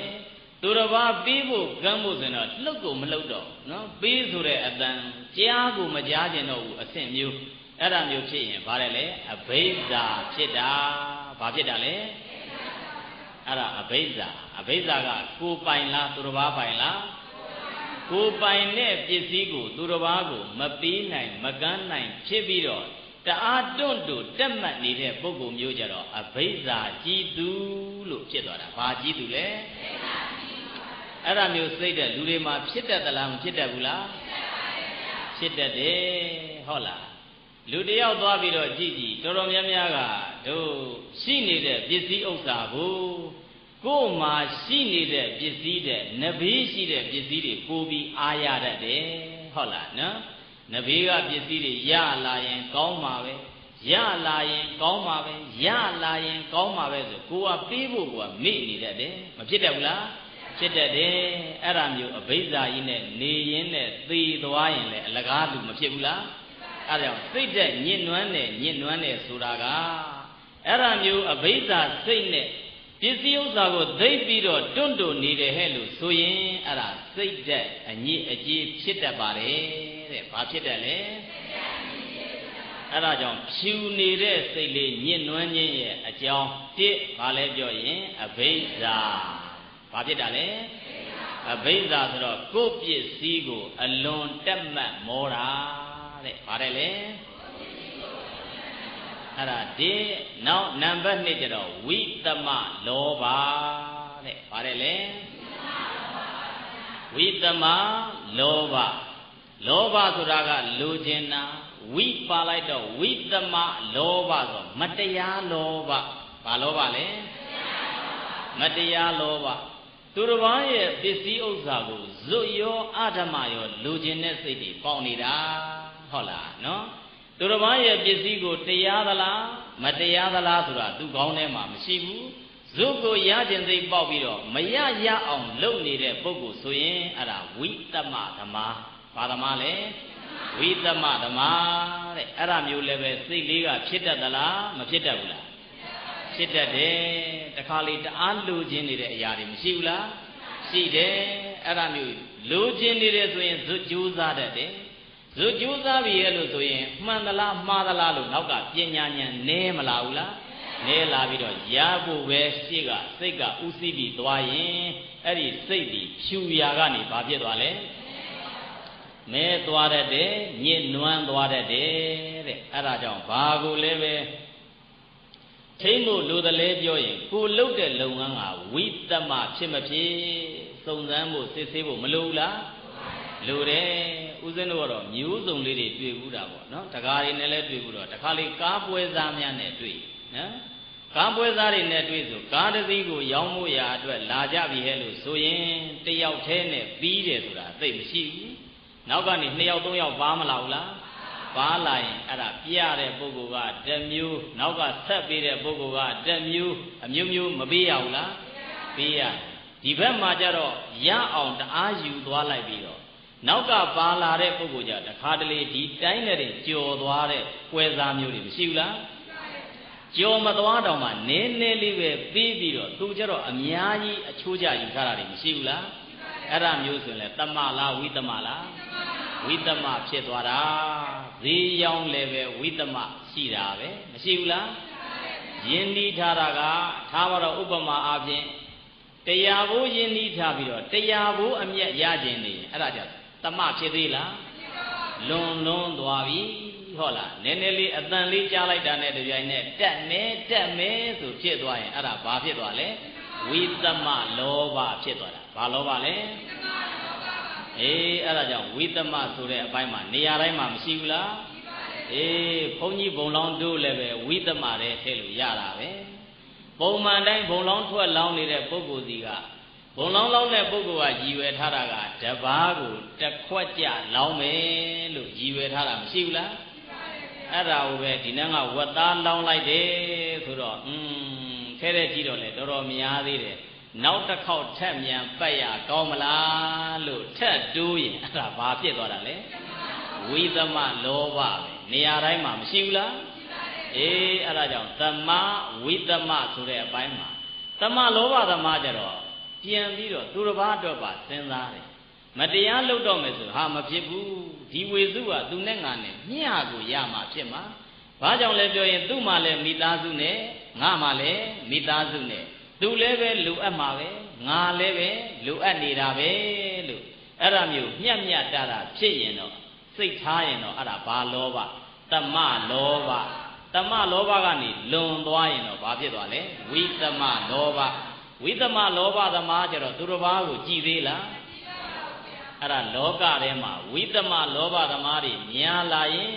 သူတစ်ပါးပစ္စည်းကိုအချောင်ရခြင်းတဲ့ပုဂ္ဂိုလ်တွေများလာပြီဟဲ့လို့ဆိုရင်ငြိမ်းချမ်းရေးသွားပြီမထိခိုက်ဘူးလားငြိမ်းချမ်းရေးကိုထိခိုက်မယ်လူမှုဆက်ဆံရေးကိုထိခိုက်မယ်ဟုတ်လားဒီငြိမ်နေတဲ့အနေအထားကိုပြက်ပြက်အောင်ဖြစ်နိုင်ဘူးလားဖြစ်နိုင်တယ်အဲ့ဒါဘာအရေးကြီးတယ်လဲပြောရင်လောကမှာဝိသမလောဘသမားနည်းလာဖို့ရအရေးကြီးတယ်ဘာအရေးကြီးလဲနည်းလာဖို့ရအရေးကြီးတယ်ဝိသမသမားတွေများလာရင်တော့ဘယ်လောကမှာပဲလိုက်ကြီးကြောက်လောကပဲကြီးရွှေလောကပဲကြီးစီးပွားရေးဘယ်လောကမှာကြီးဟုတ်လားမျှတမှုဖြစ်နိုင်ရဲ့လားမဖြစ်နိုင်ဘူးအဲ့ဒါကြောင့်မို့စိတ်အညစ်အကြေးဖြစ်နိုင်တဲ့အပိုင်းမှာအခုဘယ်နှမျိုးပြီးသွားလဲ2မျိုးရှိသွားရင်နံပါတ်1အဘိဇာမြန်မာလိုပါပြောအေးပစ္စည်းဥစ္စာကိုပိုင်တဲ့ပစ္စည်းဥစ္စာပေါ်မှာအလွန်တွန့်တူတက်မှတ်မောခြင်းတဲ့နောက်နံပါတ်2ကဝိသမလောဘပါတယ်လေသူတစ်ပါးပစ္စည်းဥစ္စာကိုမတရားရခြင်းချင်းလိုခြင်းချင်းတဲ့သူတစ်ပါးရဲ့ပစ္စည်းဥစ္စာကိုမတရားလိုခြင်းချင်းဘယ်နှခုရှိသွားပြီလဲ2ခုရှိသွားပြီနံပါတ်3ဗျာပါဒတဲ့နံပါတ်3ပါတယ်လေဗျာပါဒရေးတတ်သလားဘယ်လိုလေးရေးဘာလက်ချိုက်ရာပင် ရေးချာရာပါဟောဘကဓာကဘာဓာဓာတွေနဲ့ဟုတ်လားနော်ရာပါဓာရာပါဓဆိုတာကဘာလဲလို့ပြောရင်သူတစ်ပါးပြည့်စည်အောင်လုပ်တာတဲ့ဘာလဲလဲသူတစ်ပါးပြည့်စည်အောင်လုပ်တာသူတစ်ပါးထိခိုက်အောင်လုပ်တာအဲ့ဒါကိုဘာလို့ခေါ်ရလဲရာပါဓာဘာတဲ့လဲရာပါဓာသူတစ်ပါးပြည့်စည်အောင်လုပ်တယ်ဆိုတော့ကျို့စီးပွားရေးလေးတက်နေပြီဟဲ့လို့ဆိုရင်ဒီစီးပွားရေးတက်နေတာကိုနဘေးကထိုင်ပြီးတော့အကုသိုလ်ဖြစ်တာမရှိဘူးလားအကုသိုလ်ဖြစ်တတ်တယ်စိတ်ဓာတ်ကမမွေးမြူတတ်ရင်ဟုတ်လားဩဒီကောင်นี่စိုးစိုးစည်းစည်းတုန်းကတော့သိပြီးတော့ရှိတဲ့လူမဟုတ်ပါဘူးအခုကျမှပစ္စည်းဥစ္စာတွေရှိသွားတယ်ဆိုပြီးဝမ်းသာရမယ်အစားသူကနေဒီပစ္စည်းဥစ္စာပြုတ်သွားစေခြင်းနဲ့စိတ်ဆန္ဒတွေရှိနေရင်အဲ့ဒါဘာစိတ်တဲ့ရာပါရစိတ်တဲ့ဘာစိတ်တဲ့လဲရာပါရစိတ်တဲ့သူတစ်ပါးဆင်းရဲလေသူသဘောကျပစ္စည်းဥစ္စာတွေသိပ်ပြီးချမ်းသာနေပြီးတော့ချမ်းသာရာကနေတဖြည်းဖြည်းနဲ့ကြပြီးတော့သူ့အောက်ရောက်သွားလေကြိုက်ပြီပဲအဲ့ဒါကိုဘာစိတ်တဲ့ရာပါရစိတ်တဲ့အဲ့ဒါမျိုးစိတ်ဝင်လာရင်စိတ်တဲ့ဟာဖြူသွားမှလားညစ်နွမ်းသွားမှလားအဲ့ဒါစိတ်တဲ့မညစ်နွမ်းအောင်ထိန်းတာလေကိုယ်ပဲနော်ဒီစိတ်တဲ့ညစ်နွမ်းသွားအောင်လုပ်တာလေကိုယ်ပဲအဲကြောင့်မို့ဘာကွာသွားတယ်လဲပြောရင်တော့စိတ်တက်ကိုဖြူစင်အောင်လုပ်ရင်တော့ဖြူစင်အောင်လုပ်တဲ့အကျိုးသူခံစားရလိမ့်မယ်စိတ်တက်ကိုညင်နွမ်းအောင်လုပ်ရင်လည်းညင်နွမ်းအောင်လုပ်တဲ့အကျိုးတရားသူမခံစားရဘူးလားခံစားရတယ်အဲ့ဒါအခုဘယ်နှခုရှိသွားပြီလဲအေး၃ခုနံပါတ်1ဘာလဲလဲအဘိဇာနံပါတ်2ကအေးဝိသမလောဘနောက်နံပါတ်3ကရာပါရကမြန်မာလိုဘာပြောလဲအေးသူတစ်ပါးကိုပျက်စီးအောင်လုပ်တာသူတစ်ပါးစည်းစိမ်ဥစ္စာကိုပျက်စီးအောင်လုပ်တာသူတစ်ပါးရဲ့ဘဝကိုပျက်စီးအောင်လုပ်တာအဲ့ဒါဒီဗျာပါဒတဲ့ပါတယ်လေဗျာပါဒနောက်နံပါတ်4ကကောဓတဲ့ပါတယ်လေကောဓရည်တတ်သလားဓာအုပ်ချိုက်လားဓာရွေးလားသူကြတော့ဓာအုပ်ချိုက်ဟုတ်လားနော်ကောဓမြန်မာလိုတက်ရိုက်ဆိုရင်တော့အမျက်ဒေါသထွက်ခြင်းနဲ့ဗါတယ်လေအမျက်ဒေါသထွက်ခြင်းတို့ရဲ့စိတ်လေးကတခါတလေကောင်းနေပြီမဲ့တခါတလေကျတော့ဖောင်းလာတာမရှိဘူးလားရှိတယ်စိတ်ဓာတ်ကဖောက်ပြန်သွားပြီးတော့ဟုတ်လားဒီဒေါသတရားတွေစိတ်ကလေးကတစ်မျိုးပြောင်းပြီးတော့ဒေါသအယောင်တွေဆိုးခံရတဲ့အခါမရှိဘူးလားရှိတယ်အဲကြောင့်မို့ဂေါဓကဒေါသထွက်တာပဲအဲကြတော့ဒေါသများများထွက်တဲ့ပုဂ္ဂိုလ်နဲ့ဒေါသအထွက်နည်းတဲ့ပုဂ္ဂိုလ်ဘာကွာတယ်လဲလို့ပြောရင်ဒေါသအထွက်များရင်အကုသိုလ်အဖြစ်များတယ်ဘာများလဲနောက်တစ်ခုကဒေါသအထွက်များရင်အသက်တူတတ်တယ်ဘာလို့တတ်လဲအသက်တူတတ်တယ်အဲကြတော့ကောဓအမျက်ထွက်တဲ့စိတ်ဆိုတာကလည်းပဲလောကထဲနေတဲ့အခါကျတော့ဒီပြဿနာလေးကလည်းမကြုံတတ်ဘူးလားကြုံတတ်တယ်ပေါင်းရသင်ရပြောရဆိုရဆက်ဆံရလုပ်တဲ့အခါကျတော့ဒီနမ်းမှာဒေါသထွက်တယ်ဆိုတာကလူကသူတစ်ပါးရဲ့စိတ်ကိုကိုယ်နဲ့သွားပြီးတော့ဓာန်တူကြီးတအားညှိလွန်းရင်ဒေါသကိုထွက်တတ်တယ်ဟုတ်လားနော်ငါဆိုဒီလိုမလုပ်ဖဲနဲ့ तू ကငါ့ကိုဒီလိုလုပ်တယ်ဆိုကိုဆိုးသွားတတ်တယ်ဟုတ်လားနော်အဲဒါကြောင့်တယောက်နဲ့တယောက်ကစိတ်တူရဲ့လားအဲကြတော့ဘာကိုသိထားရမလဲစိတ်ရဲ့သဘာဝကိုသိထားရသူ့ရဲ့စိတ်ကဒီလိုရှိတယ်ငါရဲ့စိတ်ကဒီလိုရှိတယ်ဒီလိုဖြစ်လာရင်ငါဒီလိုရှောင်လိုက်မယ်ဆိုရှောင်လို့မရဘူးလားရတယ်ဒေါသဖြစ်တယ်ဆိုတော့တယောက်တည်းဖြစ်လို့တော့ရလားမရဘူးဒီဘက်ကဖြစ်ဟိုဘက်ကတစ်လုံးလောက်ပြန်ချလိုက်လို့ချင်းကိုကနှလုံးလောက်ပြန်ချလိုက်တယ်ကြာတော့နှလုံးသုံးလုံးနဲ့မကဘူးဒုတ်တွေဓာတ်တွေပါလာတာမဖြစ်တတ်ဘူးလားအေးအဲ့ဒါကြောင့်မို့ဒေါသအထွက်များရင်လေစိတ်ဓာတ်ညှဉ်းနှွမ်းတတ်တယ်တဲ့ဘာလို့တက်လဲဘာဖြစ်ရင်လဲအဲ့ဒါကြောင့်အေးစိတ်ဓာတ်တွေညှဉ်းနှွမ်းတတ်တယ်အသက်တူသလားရှိသလား ရုပ်ဆင်းအင်္ဂါကိုလည်းပဲမလှမပဖြစ်စေတယ်တဲ့နော်ရုပ်ဆင်းအင်္ဂါလှပဖို့ဆိုတဲ့အပိုင်းမှာဘလောက်ပဲပြင်ဘလောက်ပဲစင်းဒေါသတွေထွက်လာပြီဟဲ့လို့ဆိုရင်သူ့ရဲ့စိတ်ထဲမှာနဘေးမြင်သေးလားမမြင်တော့ဘူးလှုပ်ချင်ရဇွတ်လှုပ်ပလိုက်တယ်ပြီးသွားမှပြန်စဉ်းစားငြိမ်သွားပြီဆိုမှငါမှားပြီ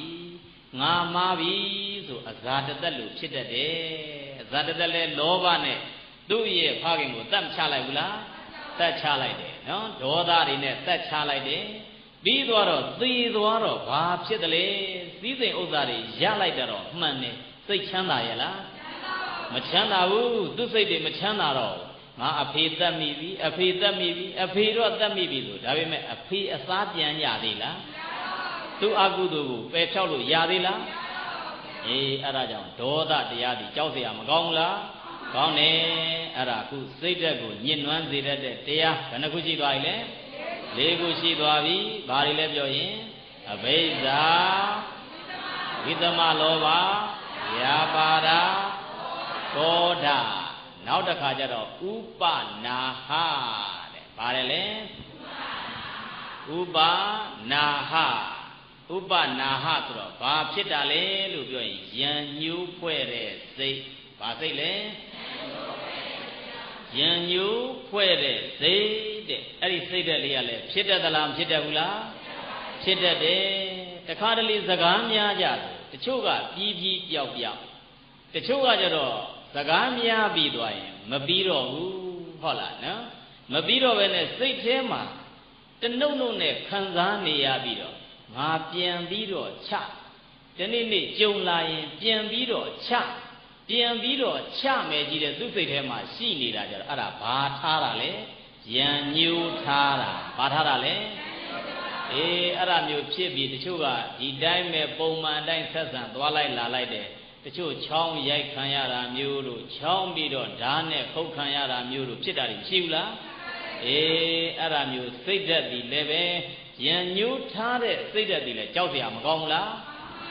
ကောင်းတယ်ဒေါသနဲ့ပြန်တုံ့ပြန်တဲ့ပုဂ္ဂိုလ်ကခဏပန်းပြီးသွားတဲ့လူကအလွယ်တကူသိလို့ရတယ်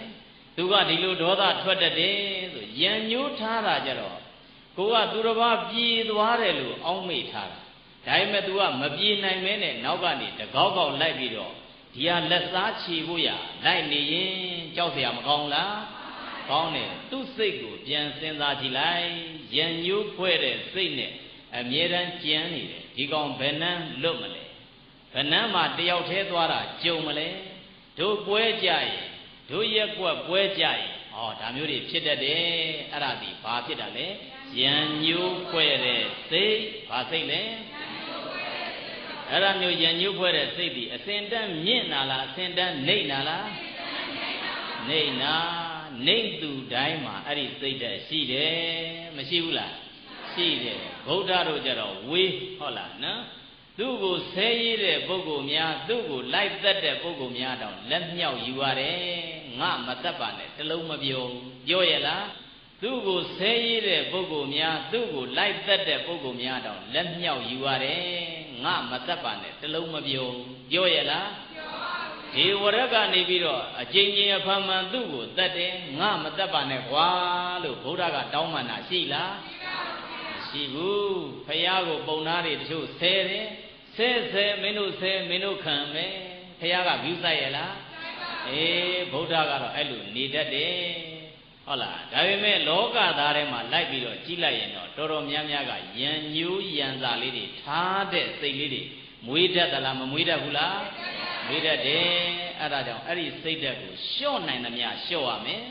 ယံညိုးထားတဲ့ပုဂ္ဂိုလ်ရဲ့စိတ်ဓာတ်ဒီနောက်ဆက်တွဲပြဿနာဒီအကောင်းနဲ့အဆိုးဘယ်ဘက်ကိုဥတည်သွားလဲ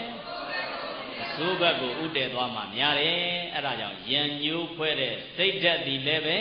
ဒီစိတ်ကိုညှဉ်းနှွမ်းစေပါတယ်တဲ့မညှဉ်းနှွမ်းစေဘူးလားကဲဘယ်နှမျိုးရသွားပြီလဲကဲမှတ်မိအောင်ပြောပါဦးဘာတွေတဲ့လဲ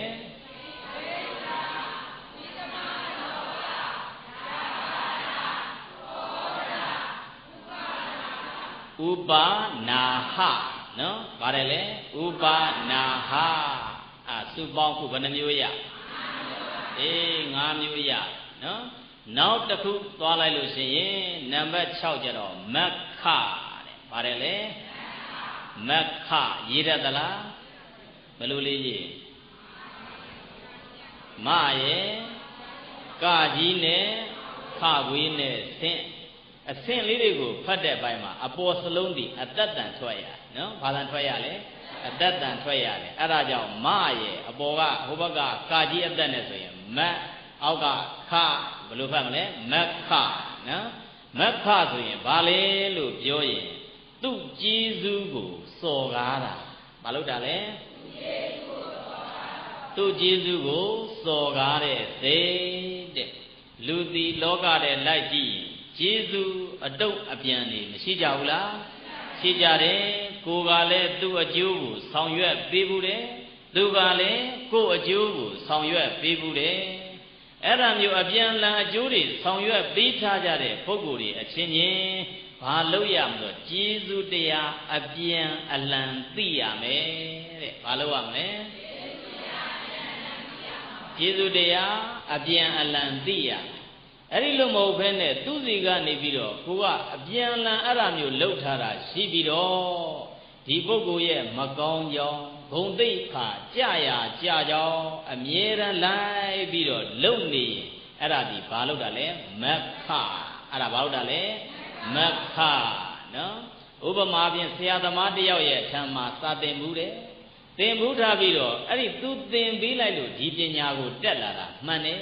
ပြီးသွားတာနဲ့တပြိုင်နက်ဆရာငါလောက်မတော်ပါဘူးဗျာတကယ်ကြတခါတလေသူမှားတာလေးတောင်ငါကထောက်ပေးနေရတာဆိုပြီးတော့တပည့်ကပြန်ပြီးတော့တုတ်တာနော်အဲ့ဒါမျိုးဆိုရင်ဘာလို့တာလဲမက္ခဖြစ်တာဘာလို့တာလဲမက္ခဖြစ်တာတခါလေအမေဖေနဲ့သားသမီးများလည်းဖြစ်တတ်တယ်တို့ဘိုးတော်ဘွားတော်တွေကတော့ခစ်ဆိုတာမရှိတော့ပါဘူးခစ်မမီတော့ပါဘူးသူတို့မမီတာလေးတွေကြတော့လေငါတို့ကတနာသွားဖြင့်ပြန်ရှင်းပြရတာပေါ့သွားမလုံနေနဲ့ဟုတ်လားသူမွေးလို့ကိုကလူဖြစ်တာဟုတ်လားနော်ဒီခေတ်ထဲလူဖြစ်ဖို့လွယ်ရလားရှင်းတော့ကတည်းကဘိုးမလွယ်နော်လွယ်ရလားအိမ်နေလိုက်ကြည့်လိုက်1ယောက်2ယောက်3ယောက်ဂိတ်ကုန်နော်6ယောက်9ယောက်ရှိရလားလူဖြစ်ဖို့ပို့ပြီးတော့ခက်ခဲတဲ့ခေတ်ကြီးဟုတ်လားနော်မိဘသွားပြီးတော့ဒါတော့ခတ်တုံးခတ်အားပါပဲဟောတို့ကကွန်ပျူတာတွေသိတယ်အီးမေးလ်တွေသိတယ်အင်တာနက်တွေသိတယ်သူတို့ကမသိဘူးသွားမလုံနဲ့ဟုတ်လားနော်မိဘများကအသက်ကြီးလို့ဒါတွေသူတို့သုံးနိုင်သေးလားမသုံးနိုင်တော့ဒုက္ခဒုက္ခကတော့သိတဲ့ပညာသူတို့မသိခဲ့ဘူးလားသိခဲ့တယ်ကိုယ့်တဲ့ဘာတွေပို့ပြီးအတွေ့အကြုံရှိသလဲလို့ပြောရင်လောကရဲ့ဗဟုသုတလူအချင်းချင်းဆက်ဆံတဲ့အခါမှာဖြစ်ပျက်တတ်တဲ့သဘာဝဟုတ်လားဒုက္ခတွေများစွာကြုံထားတဲ့အတွက်ကြောင့်အတွေ့အကြုံတွေအများကြီးမရှိဘူးလားအဲ့ဒါကြတော့တို့ကသူ့ကိုမှီနိုင်ရဲ့လားမိဘတွေကိုမမှီနိုင်ဘူးကိုယ့်ရဲ့ဆရာသမားတွေကိုမှီနိုင်ရဲ့လားအဲ့ဒါကြောင့်မို့မက္ခစိတ်ဓာတ်မျိုးမမွေးရဘူးတဲ့ဘာမမွေးရဘူးလဲမက္ခဆိုတာဘာလို့တာလဲသူတစ်ပါးရဲ့ကျေးဇူးကိုစော်ကားတာဖြည့်စည်းတာနော်အဲ့ဒီစိတ်ဓာတ်မမွေးရဘူးလေစုပေါင်းဘယ်နှမျိုးရှိသွားပြီလဲကဲ6မျိုးတစ်ခေါက်လောက်ပြောကြည့်ပါ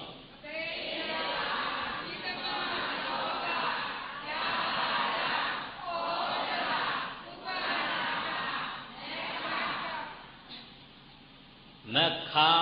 တဲ့အဲ့ဒီစိတ်ဓာတ်ဒီလည်းပဲလောကထဲမှာလိုက်ကြည့်ရင်ကြောက်စရာကောင်းသလားမကောင်းဘူးလားအဲ့ဒီစိတ်ဓာတ်မျိုးသူ့ရောကိုရောမက္ခစိတ်ဓာတ်မျိုးမမွေးမြူဖို့ရာတို့တရားနာတာဒီလည်းပဲအဲ့ဒါပဲနော်တရားနာတဲ့အတွက်ကြောင့်မို့ဒီလိုဘုဒ္ဓတွေမရဘူးလားဒီလိုဘုဒ္ဓတွေရတယ်ရထားတဲ့အဲ့ဒီဘုဒ္ဓတွေကိုတို့ကထိမ့်သိမ်းစောင့်ရှောက်ပြီးသွားရင်ကိုယ့်ရဲ့နေ့စဉ်ဘဝထဲ daily life တဲကိုထည့်ပြီးတော့သုံးရမယ်တရားနာထားတာတော့မှန်တယ်ဒါပေမဲ့အဲ့ဒီပုဂ္ဂိုလ်ကနာကြားယုံလေးသီးသန့်ကိုယ့်ရဲ့နေ့စဉ်ဘဝထဲမှာထည့်မသုံးဘူးဆိုရင်အဲ့ဒီတရားဒီတန်ဖိုးရှိရလားမရှိဘူးဟုတ်လားအဲ့ဒီစိတ်ဓာတ်မျိုးတွေဒါအခုလိုက်ပြီးတော့ကြည့်လိုက်တဲ့အခါကျတော့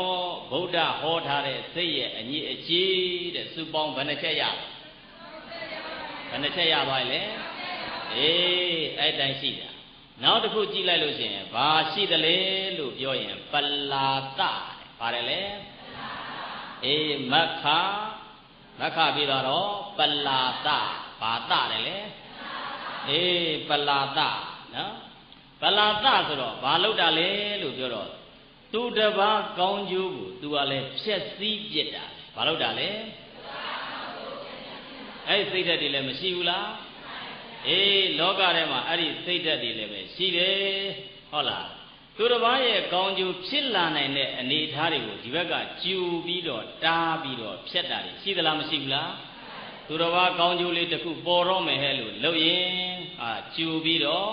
ဖြည့်စည်းပြကြတဲ့ပုဂ္ဂိုလ်တွေမရှိဘူးလားအေးအဲ့ဒီစိတ်ဓာတ်မွေးရင်လေစိတ်ဓာတ်ကတန့်ရှင်းသွားတာလားညစ်နွမ်းသွားတာလား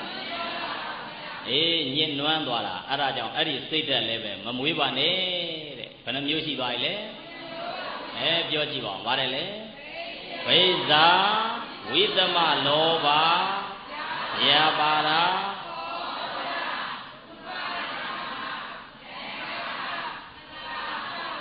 အေးမက္ခရဲ့အေးပလာတ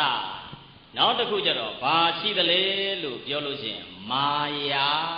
တဲ့ပါတယ်လေမာယာဆိုတော့ဘာဖြစ်တာလဲလှည့်ပြားတဲ့စိတ်ဓာတ်ဘာစိတ်ဓာတ်လဲမာယာလှည့်ပြားတဲ့စိတ်ဓာတ်လှည့်ပြားတယ်ဆိုတော့လောကထဲမှာရှိနေကြတဲ့ပုဂ္ဂိုလ်များအပြင်းမြန်အလန်လန်လှည့်ပြားနေတာရှိသလားမရှိဘူးလားအပြင်းမြန်အလန်လန်ပဲနော်လှည့်ပြားရတာလေလွယ်ရဲ့လားမလွယ်ဘူးဟုတ်လားမလှည့်ပြားခင်ကတည်းကအကုသိုလ်ကဖြစ်နေရတာနော်လှည့်ပြားမယ်လို့ကြံထားလို့ရှိရင်အိမ်ကနေထိုင်ပြီးတော့ကြံရတယ်နော်ငါဒီလိုလေးလှုပ်လိုက်ရင်တော့သူတော့မသိတော့ပါဘူးဒီလိုလေးလှုပ်လိုက်ရင်တော့မသိတော့ပါဘူးလို့အမျိုးမျိုးအကွက်တွေမချရဘူးလားအေးအဲ့ဒါမျိုးအကွက်တွေချပြီးမှဘာဒီပေါ်ထွက်အောင်ဆိုမာယာဘာလာလဲမာယာလှက်ပတ်တဲ့စိတ်ဓာတ်ဘာစိတ်ဓာတ်လဲအေးလှက်ပတ်တဲ့စိတ်ဓာတ်တဲ့အဲ့ဒီစိတ်ဓာတ်တွေဖြစ်လာပြီဟဲ့လို့ဆိုလို့ရှိရင်လည်းပဲစိတ်ဓာတ်လေးတွေညစ်နွမ်းမသွားဘူးလား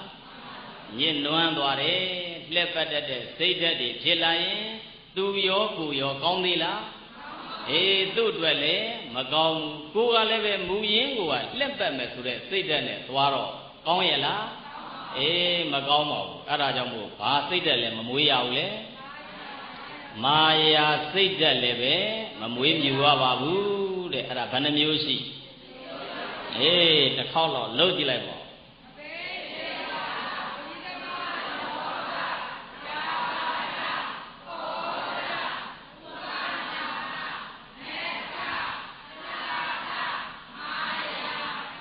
နောက်တစ်ခုကကျတော့တာထီယတဲ့ပါတယ်လေတာထီယရေးတယ်လားတာထီယနော်တာရေးချာတာဟိုဘက်ကဘာနဲ့ရေးထဆင်တူးနဲ့မဟုတ်ဘူးထဝင်ပဲနဲ့ရေးရဘာနဲ့ရေးရမလဲထဝင်ပဲနဲ့ရေးရမယ်တာထီယတဲ့ပါတယ်လေတာထီယစိတ်တဲ့ကျတော့ဘာဖြစ်တာလဲလို့ပြောရင်ကောက်ကျစ်စင်လဲတာတဲ့ဘာဖြစ်တာလဲလေကောက်ကျစ်စင်လဲတဲ့စိတ်တဲ့ဘာစိတ်တဲ့လဲကောက်ကျစ်စင်လဲတဲ့စိတ်တဲ့ကောက်ကျစ်စင်လဲတဲ့စိတ်တဲ့ဆိုတော့သူ့ရဲ့အပြုအမူကြည့်လိုက်လို့ချင်းလူကြည့်တော့ဟုတ်တယ်လို့ပဲဟုတ်လားပြောလိုက်ရင်လည်းအဟုတ်ပဲနော်ရှင်းမှကြည့်တော့အမှန်တိုင်းလို့သူထင်ရတာဒါပေမဲ့မူရင်းစိတ်လေးကကောက်မနေဘူးလားကောက်နေတဲ့အခါကျတော့အပြောနဲ့အလုပ်ညီနိုင်သေးလားမညီနိုင်တော့ဘူးအတွင်းကနေကောက်နေပြီးတော့ကောက်ကျစ်နေတယ်စင်လဲနေတယ်ဒီဘက်ကရှိနေတဲ့အမူအရာကတစ်မျိုးအတွင်းစိတ်ကတစ်မျိုးအဲ့ဒါမျိုးဖြစ်ရင်ကောက်ကျစ်တဲ့စိတ်တဲ့ဘာစိတ်တဲ့ကောက်ကျစ်တဲ့စိတ်တဲ့အဲ့ဒါမျိုးရှိနေရင်လည်းပဲစိတ်တဲ့လေးသည်ဘာဖြစ်သွားတယ်လဲညစ်နွမ်းသွားတတ်တယ်ဘာဖြစ်သွားတယ်ညစ်နွမ်းသွားတတ်တယ်တဲ့အဲ့ဒီစိတ်တဲ့မွေးမြူသိရင်လားအေးအဲ့ဒါကိုယ့်ရဲ့စိတ်ကသူတစ်ပါးကသိတာကနောက်မှာပါပဲကိုယ့်ရဲ့စိတ် ကောက်သလားဖြောင်းသလားဆိုတာကိုကိုယ်တိုင်ပြန်ပြီးတော့မေးလို့မရဘူးလားရတယ်ကိုကိုယ်တိုင်အရင်သိပြီးသားပါနော်အဲ့ဒါကောက်ကျစ်တဲ့စိတ်ဓာတ်မမွေးမြူပါဘူးတဲ့ဘယ်နှမျိုးရကဲကိုမျိုးလှုပ်ကြည့်လိုက်ပါဦးဘာတွေတဲ့လဲ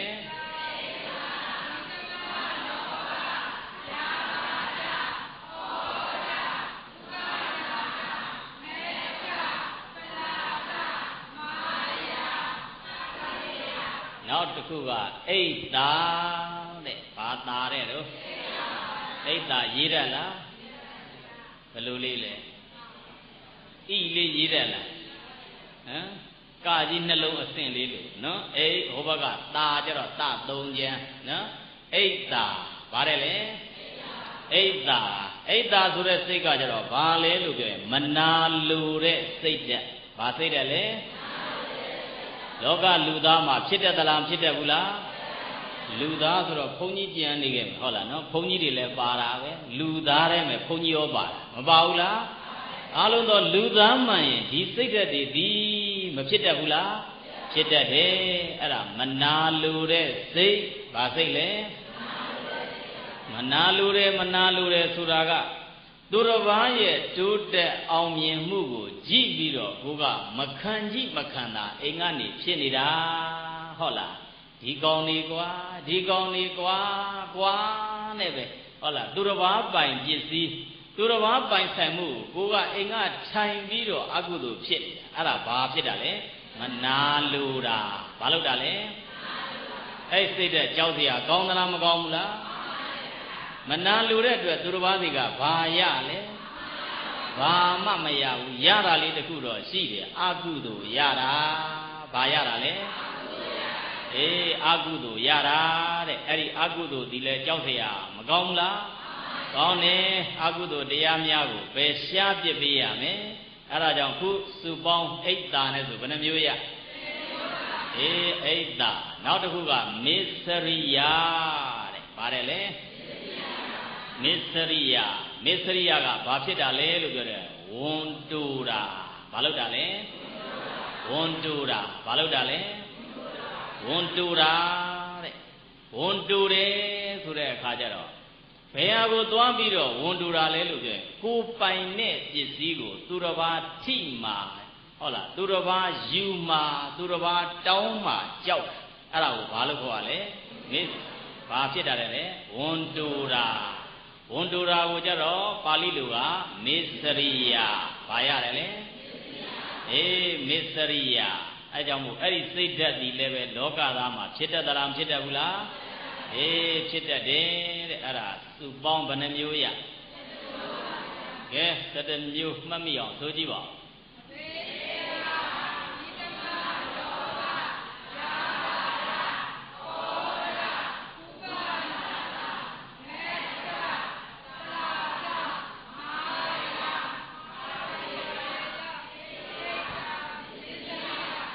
အိတ်တာအေးမစ္စရိယနောက်တစ်ခုကကြတော့ဘာလဲလို့ပြောရင်မာနတဲ့ပါတယ်လေမာနဆိုတော့လောကသားမာနကြီးတတ်သလားမကြီးတတ်ဘူးလား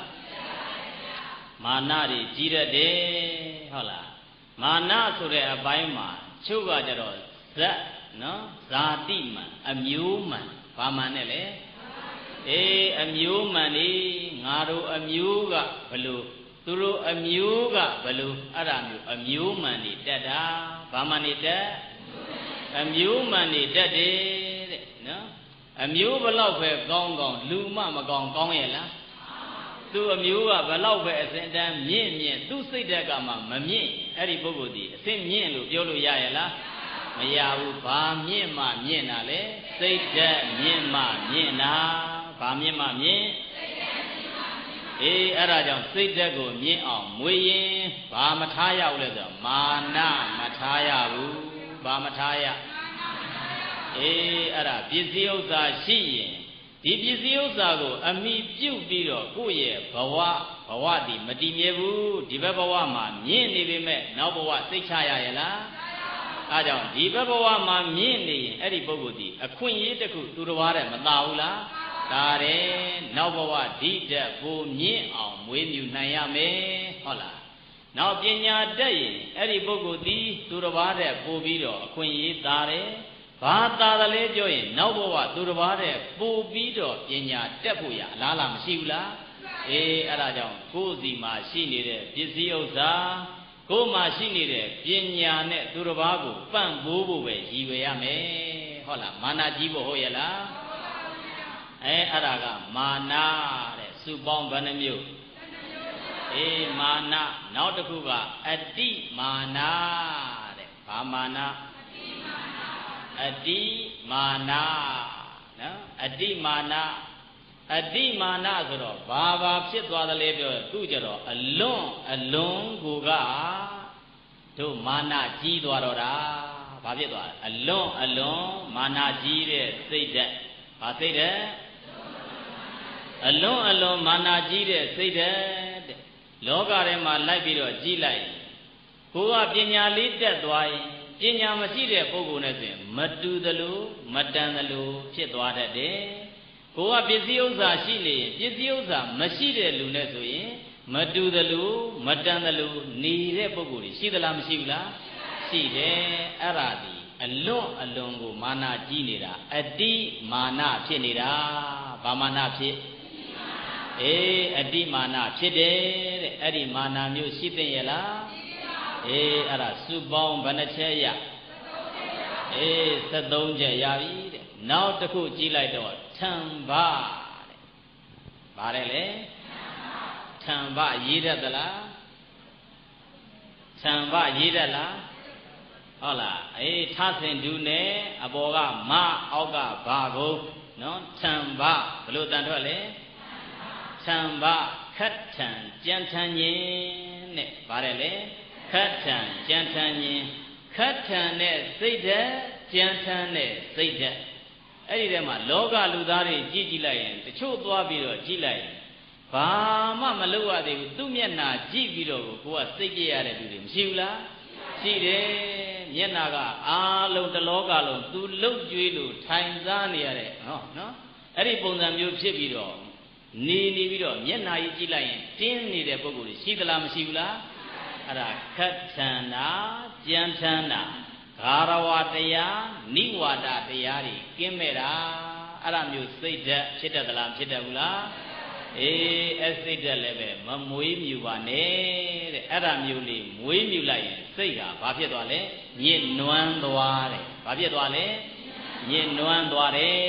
တဲ့အဲ့ဒီညစ်နွမ်းသွားတဲ့စိတ်ဓာတ်လေးမရှိအောင်ခတ်ထန်မှုတွေကိုလျှော့ပြီးမလျှော့သင့်ဘူးလားအေးအဲ့ဒါစုပေါင်းဘယ်နှမျိုးရ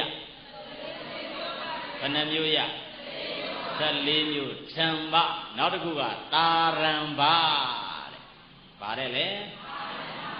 တာရံဘဘာပါတယ်လေတာရံဘရေးရလားတာရံဘရေးရလား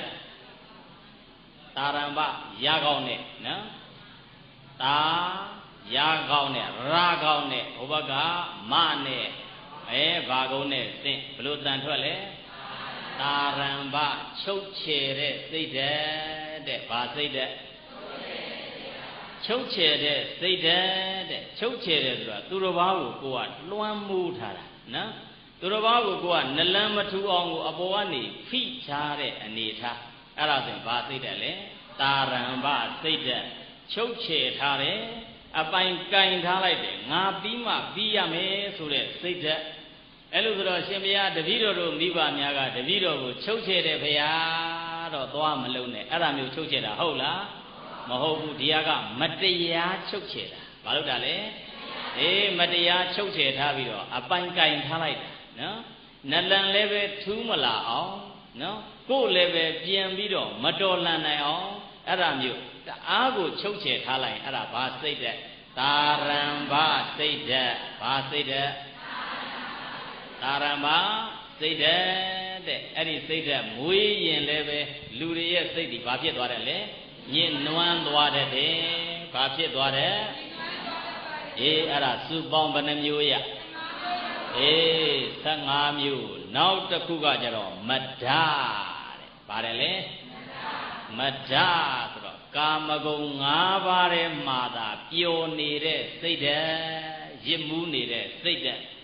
ကာမဂုဏ်၅ပါးထဲမှာပျော်မြူးပြီးတော့ရစ်မှုနေတဲ့စိတ်ဓာတ်အဲ့ဒီစိတ်ဓာတ်လည်းမဖြစ်တတ်ဘူးလားကာမဂုဏ်၅ပါးထဲမှာကာမဂုဏ်၅ပါးဆိုတော့အမြင်တို့အကြားတို့အနံ့တို့အရသာတို့အတွေ့အထိတို့မရှိဘူးလားဒီပဲပဲလေဒီနေ့လည်းပဲဒီ၅မျိုးပဲနောက်နေ့လည်းဒီ၅မျိုးပဲအသက်ရွယ်လေးကြီးလာလဲဒီ၅မျိုးပဲသေစီထိဒီ၅မျိုးနဲ့ပဲနေသွားရင်စိတ်ဓာတ်လေးဘာဖြစ်တယ်လဲညစ်နွမ်းတတ်တယ်တဲ့ဘာဖြစ်တယ်လဲအေးအဲ့ဒါကြောင့်အာယုန်နေဆိုတာမခံစားရဘူးတော့မဟုတ်ဘူးအတော်အသင့်တော့ခံစားလို့မရဘူးလားရတယ်အတိုင်းအတာရှိရမယ်လွန်သွားရင်ဒုက္ခမရောက်ဘူးလားအေးအဲ့ဒါကြောင့်မဒ္ဒဆိုတဲ့ကာမဂုဏ်အာယုန်၅ပါးမှာရစ်မှုတတ်တဲ့အဲ့ဒီစိတ်ဓာတ်ကိုလည်းပဲတက်နိုင်သမျှတို့သူတော်စင်များကထိမ့်ပေးရဘာလို့ရမလဲထိမ့်ပေးရမယ်တဲ့အဲ့ဒါမထိမ့်နိုင်လို့ရှိရင်စိတ်ဓာတ်ဘာဖြစ်သွားညစ်နွမ်းသွားမယ်ဘာဖြစ်သွားမလဲညစ်နွမ်းသွားမယ်ဘယ်နှမျိုးရပြီလဲ16မျိုးရပြီနောက်တစ်ခုကြည့်လိုက်တော့ပမာဒတဲ့ဗါတယ်လေပမာဒပမာဒဆိုတာကမိတ်လျော်တဲ့စိတ်ဓာတ်တဲ့ဘာစိတ်ဓာတ်ဘာဒီမိလျော့တယ်လဲပြောရင်လောကကြီးလူအဖြစ်ရောက်ခဲ့တဲ့နဲ့လှုပ်တဲ့လှုပ်ထိုက်တဲ့ကုသိုလ်ကောင်းမှုတွေမိလျော့ပြီးတော့နေတယ်တဲ့စီးပွားရေးဆိုရင်လည်းစီးပွားရေးဘက်ပဲတည်ထားလိုက်တယ်ဒီဘက်ပြန်ပြီးတော့ဘာသာရေးဆိုတာမရှိဘူးကြီးသူတို့ကိုရိုးရိုးသေးသေးလုံးမယ်ဆိုတဲ့ဟာမျိုးမရှိဘူးအကုန်လုံးမိလျော့ပြီးတော့နေရင်စိတ်ဓာတ်လေးကြီးကြာတော့ဘာဖြစ်လာတဲ့လဲညစ်နွမ်းလာတဲ့တဲ့မညစ်နွမ်းတတ်ဘူးလားညစ်နွမ်းတတ်တယ်တဲ့အဲ့ဒါစိတ်ဓာတ်ညစ်နွမ်းခြင်းရဲ့အကြောင်းဘယ်နှမျိုးလဲအေးတနည်းအားဖြင့်ပြောရင်စိတ်ဓာတ်ညစ်နွမ်းပုံ18မျိုးပဲအဲ့ဒါဖျားဟောလို့လားလောကထဲမှာကိုကဖြစ်နေတာလားလောကထဲမှာကိုကဖြစ်နေတာဖျားကလောကထဲကဖြစ်နေတဲ့အဲ့ဒီစိတ်ဓာတ်ကိုစုစည်းပြနော်စုစည်းပြတာဖျားကအသစ်ထွင်ပြတာဟုတ်ရဲ့လားမဟုတ်ဘူးလူတွေမှာဒီစိတ်ဓာတ်ဖြစ်တတ်တယ်ဒီစိတ်ဓာတ်ဖြစ်ရင်ညင်နွမ်းတဲ့စိတ်ဓာတ်ပါလို့ဘုရားကနာမည်တက်မပြဘူးလားပြတယ်အဲ့ဒါ18မျိုးကိုရည်ကြည့်လိုက်ရင်ဗါတဲ့အဘိဇာဝိသမလောဘယာပါဒသောဒဥပနာဟနခပလာဒမာယာတာတိယနိစရိယ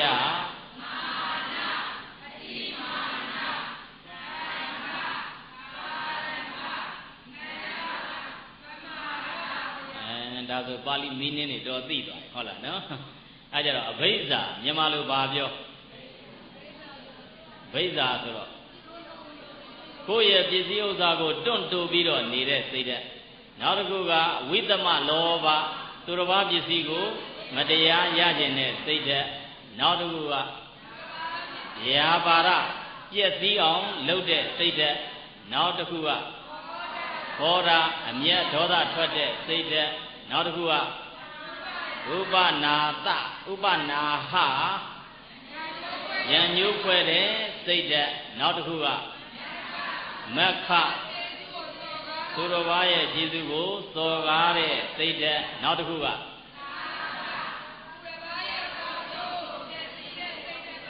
အဲ့နဲ့လေးဒီလိုလေးလုပ်လိုက်တာပိုကောင်းနော်ဥပနာပလာတကိုနောက်ကလက်သေးကွင်းလေးနဲ့တို့ကရေးလိုက်နော်ဂုံတုဂုံပြိုင်လှုပ်တဲ့စိတ်ဓာတ်လို့ရေးလိုက်ပါရေးလိုက်မလဲဂုံတုဂုံပြိုင်လှုပ်တဲ့စိတ်ဓာတ်လောကထဲမှာဖြစ်တယ်သလားဖြစ်တယ်ဘူးလားအေးအဲ့ဒါပို့ပြီးတော့တိုက်ရိုက်ကြနော်ဂုံတုဂုံပြိုင်လှုပ်တဲ့စိတ်ဓာတ်ဂုံတုဂုံပြိုင်လှုပ်တာတွေ့ဘူးလားတွေ့ဘူးဟောလားအဝိဝိတ္တာကြည့်ပြီးတော့လည်းပဲသူကဒီလိုဝိငါကလိုက်ဝိဟောနော်ကိုနဲ့လိုက်တာမလိုက်တာပါထားသူများဝိကိုလိုက်ဝိဟောတာမျိုးဖြစ်ရင်ကိုနဲ့ကြိုက်တာမကြိုက်တာပါထားသူများကဈေးကြီးတယ်ဆိုရင်ကိုကလိုက်စားတဲ့တာမတဲ့တာပါထားအဲ့ဒါမျိုးဂုံတုဂုံပြိုင်လိုက်ပြီးတော့လှုပ်တဲ့စိတ်ဓာတ်အဲ့ဒါမျိုးလည်းဖြစ်တတ်ဘူးလားဖြစ်တတ်တယ်နောက်ထပ်ပါတယ်လေမာယာလှက်ပတ်တတ်တဲ့စိတ်ဓာတ်နောက်တစ်ခုကတာတိယကောင်းကြီးစင်တဲ့စိတ်ဓာတ်နောက်တစ်ခုကမနာလိုတဲ့စိတ်ဓာတ်နောက်တစ်ခုက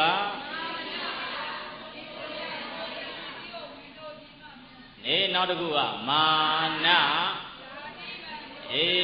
အမျိုးမှန်မာနကြီးတဲ့စိတ်ဓာတ်တိုက်ရိုက်ပြင်ပါတယ်လေမာနကြီးတဲ့စိတ်ဓာတ်အတိမာနအလွန်မာနကြီးတဲ့စိတ်ဓာတ်နောက်တစ်ခုကသံဘခတ်ထန်ကြမ်းတမ်းတဲ့စိတ်ဓာတ်နောက်တာရံဘချုပ်ချယ်တတ်တဲ့စိတ်ဓာတ်နောက်တစ်ခုကမဒ္ဒကာမဂုဏ်၅ပါးမှာရစ်မှုတတ်တဲ့စိတ်ဓာတ်နောက်တစ်ခုကသမာရကုသိုလ်ကောင်းမှုကနေမေ့လျော့တတ်တဲ့စိတ်ဓာတ်တဲ့မှတ်မိပြီလားဒီတရားရဲ့အနှစ်သာရကအဲ့ဒါပဲနော်ဒီစိတ်ဓာတ်18မျိုးကိုကြာကြာနာနာကိုကသိရမယ်သိထားလိုက်လို့ရှိရင်ဒီတရားသဘောကိုသာကိုကသိရင်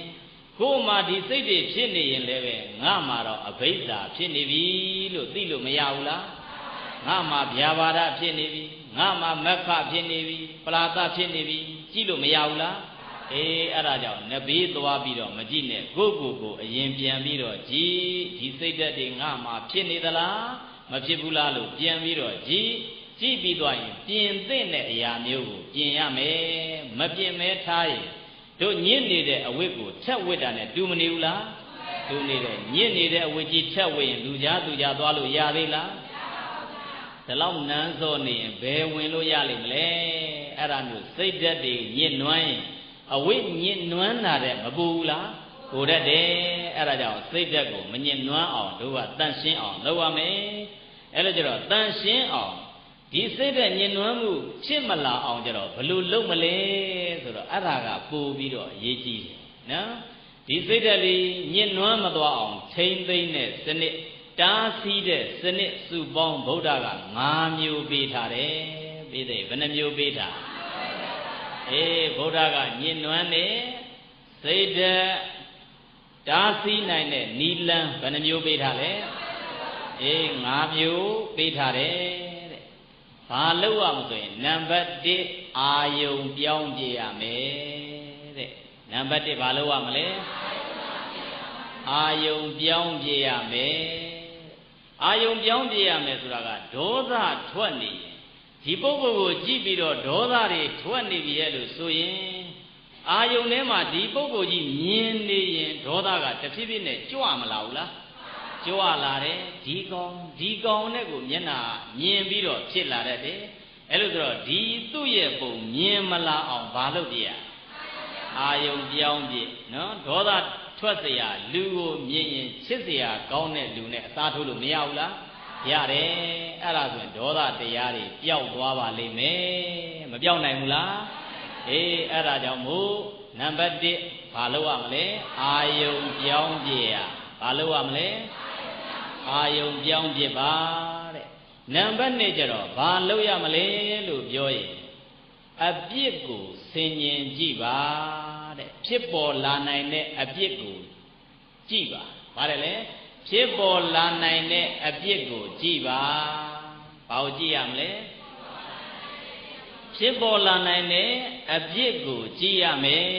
တဲ့ကဲဒေါသနဲ့ကိုကနေပြီးတော့လှုပ်တော့မယ်ဟဲ့လို့ဆိုရင်စိတ်ကူးနဲ့အရင်ဆုံးကြည့်လိုက်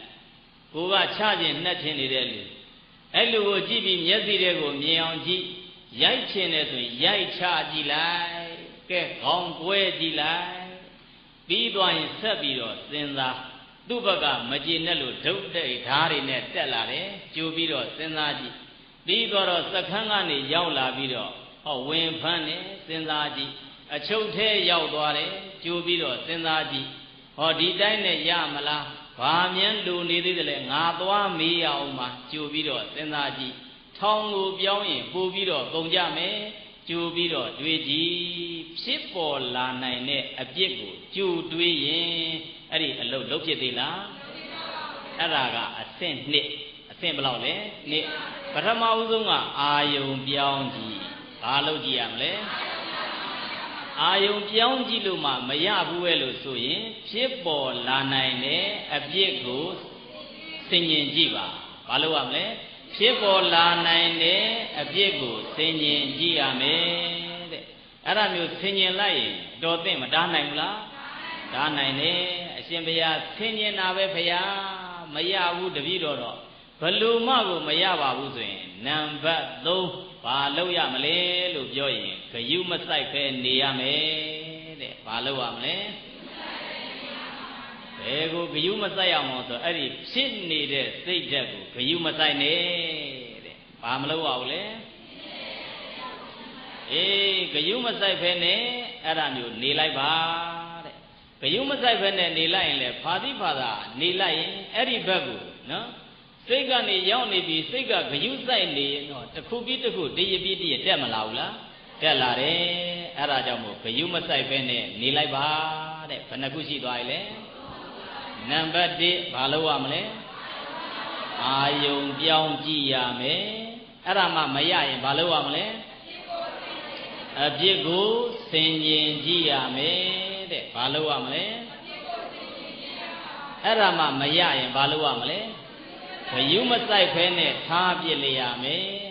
အရှင်ဘုရားတပည့်တော်တို့တော့ဂယုမဆိုင်ဖဲနဲ့လည်းထားတာပဲဘုရားရှောက်လို့ကိုမရပါဘူးဆိုလို့ရှိရင်နောက်တစ်ချက်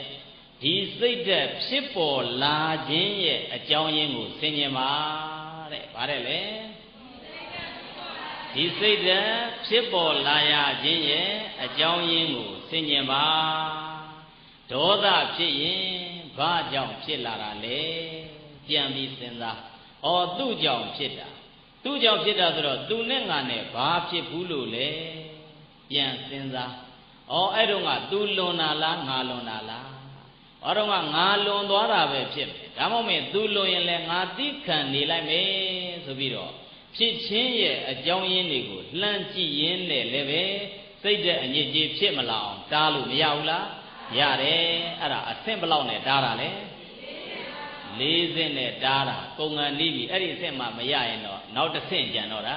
ဟုတ်လားအဆင့်ကဘယ်နှဆင့်ရှိလဲ5ဆင့်ခုဘာအဆင့်နေနဲ့တားပြီလဲ4ဆင့်နဲ့တားပြီဘာတွေလဲပြောရင်အာယုံကြောင်းပြီဆင်ញင်ကြည့်လိုက်ဂယုမဆိုင်ဖဲနဲ့နေလိုက်အဲကြတော့ဒီစိတ်တဲ့ဖြစ်ပေါ်လာရခြင်းရဲ့အကြောင်းရင်းကိုစဉ်းစားကြည့်နောက်တစ်ခုကကြတော့ကောင်းတဲ့စိတ်နဲ့မကောင်းတဲ့စိတ်ကိုအနိုင်ယူပြရမယ်တဲ့ဗါတယ်လေကောင်းတဲ့စိတ်နဲ့မကောင်းတဲ့စိတ်ကိုအနိုင်ယူပြရမယ်နှိမ်နှင်းပြရမယ်အနိုင်ယူပြရမယ်အဲကြတော့မကောင်းတဲ့စိတ်တဲ့လေးဒေါသလေးပေါ်နေပြီဆိုရင်ဒီဒေါသဘက်ကိုမလုတ်ဖဲနဲ့ဒေါသရဲ့ဆန့်ကျင်ဘက်မေတ္တာဘက်ကိုသွားလိုက်လို့မရဘူးလားမေတ္တာသာနှိမ့်ပြီးတော့ဘုမေတ္တာကိုသာပွားများပြီးတော့နေလိုက်ရင်အဲ့ဒီပုဂ္ဂိုလ်ဒီမကောင်းတဲ့ဒေါသဆိုတဲ့စိတ်ဓာတ်ကိုကောင်းတဲ့မေတ္တာဆိုတဲ့စိတ်ဓာတ်နဲ့အနိုင်ယူသွားလို့မရဘူးလားဒီဘက်ကဒေါသတွေကနှိမ့်ထွက်နေဖယားကိုအာယုံပြုလိုက်လို့မရဘူးလားတရားကိုအာယုံပြုလိုက်လို့သံဃာကိုအာယုံပြုလိုက်လို့မရဘူးလားရတယ်အထူးအဖြင့်တော့တရားပေါ့ကိုနာထားတဲ့တရားကိုသိထားတဲ့တရားအဲ့ဒီဘက်နဲ့အာယုံပြောင်းပြလိုက်ဒေါသတွေသိပ်ထွက်ရင်ဘုရားကတက်ပြီးတော့ဘုရားသာရှိခိုးပြလိုက်ရင်ဒေါသထွက်နိုင်နေလားအေးအဲ့ဒါဘယ်နှနည်းနဲ့တားဆီးတာလဲအဲ့ဒီ9နည်းနဲ့မှတားဆီးလို့မရရင်တော့သွားပြီအဲ့ဒါဂိတ်ကုံတော့တာနော်အဲ့ဒါစုပေါင်းဘယ်နှနည်း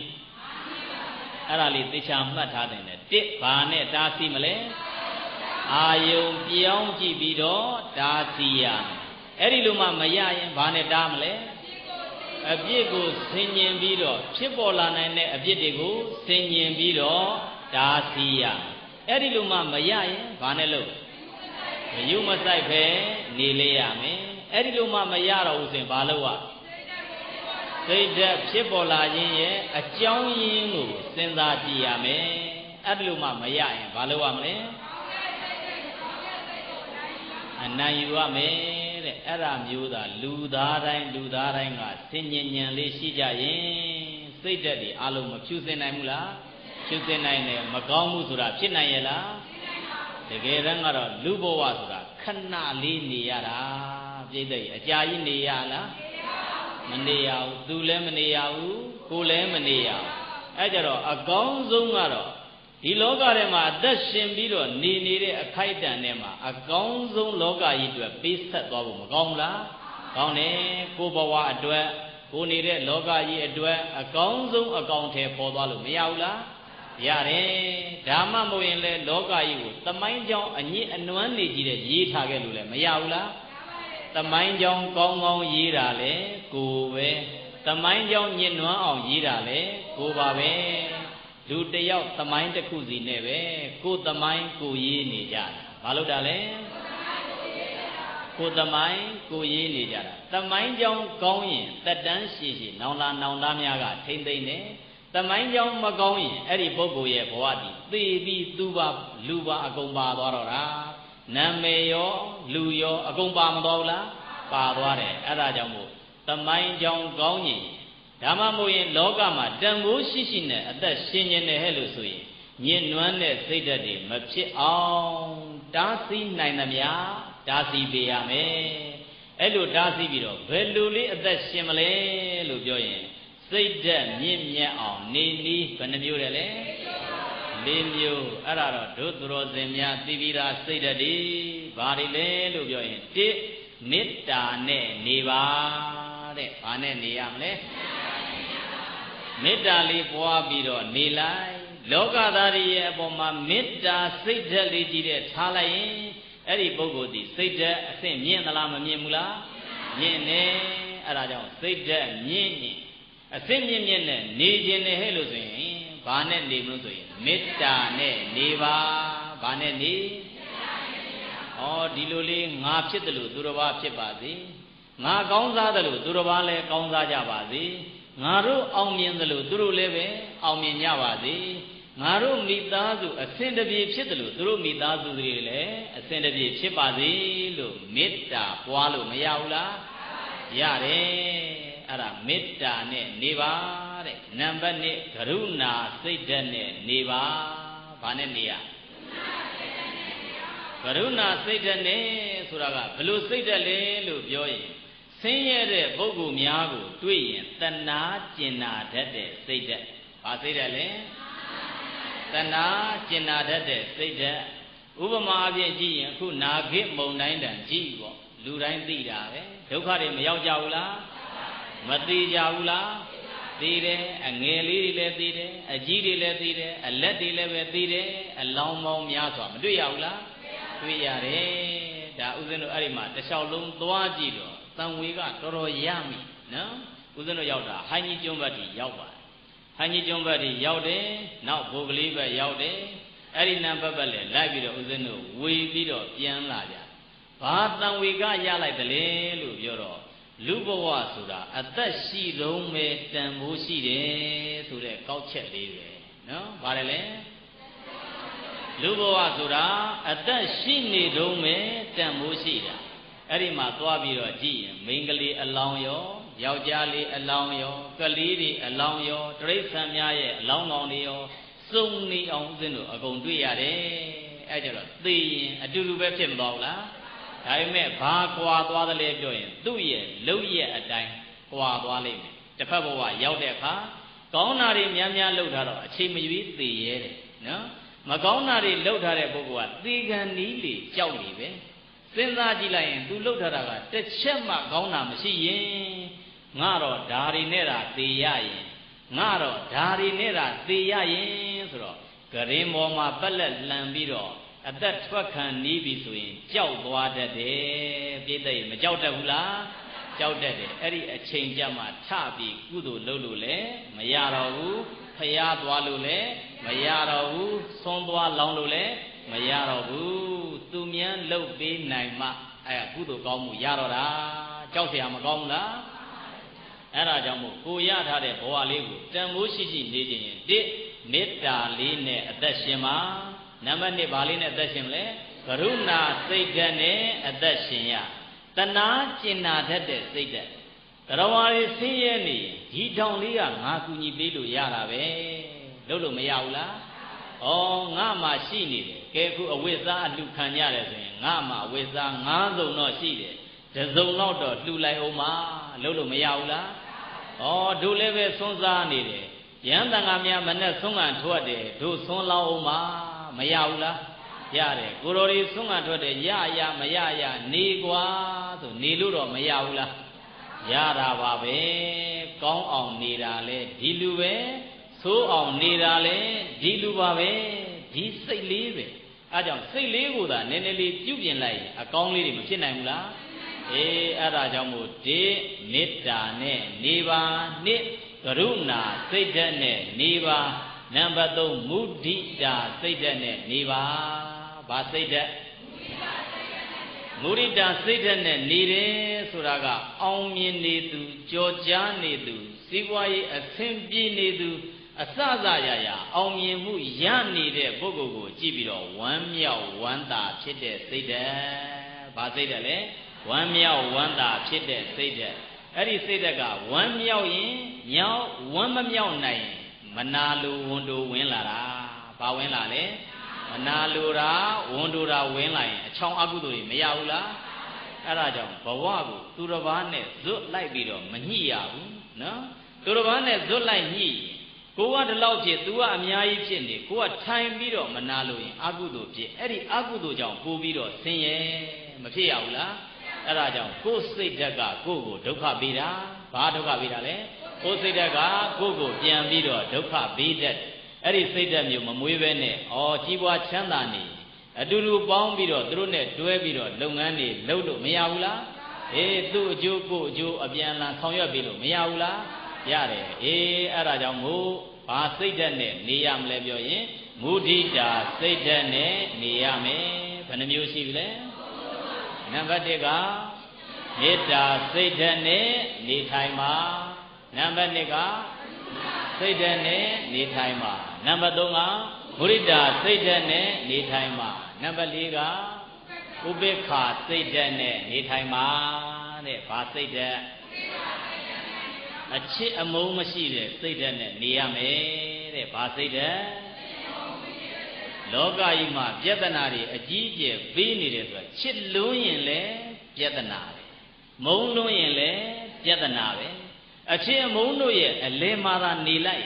a chipalet ai armadine, a mombale armadine, a legoma nilalu miaula, arago, basida, ubeka, seda, basida, a chit a momashide, seda, basida le, Eri seda neda, nina ye, Eri pogo ye, bawa, a same yen la mamula, ni jiba. Turava Chandara Machandaraga, Tudia, Patama Uzum say Chandaya, Bogodi, Kukurai, Machandayaula, Manalila, Medaline, Nauni Lenale, Medaline, Grunaline, Muridaline, Ubekaline, Ni Chilazam, Jabba Advent, Didi Dalago, Jubiziame, Mabinamla,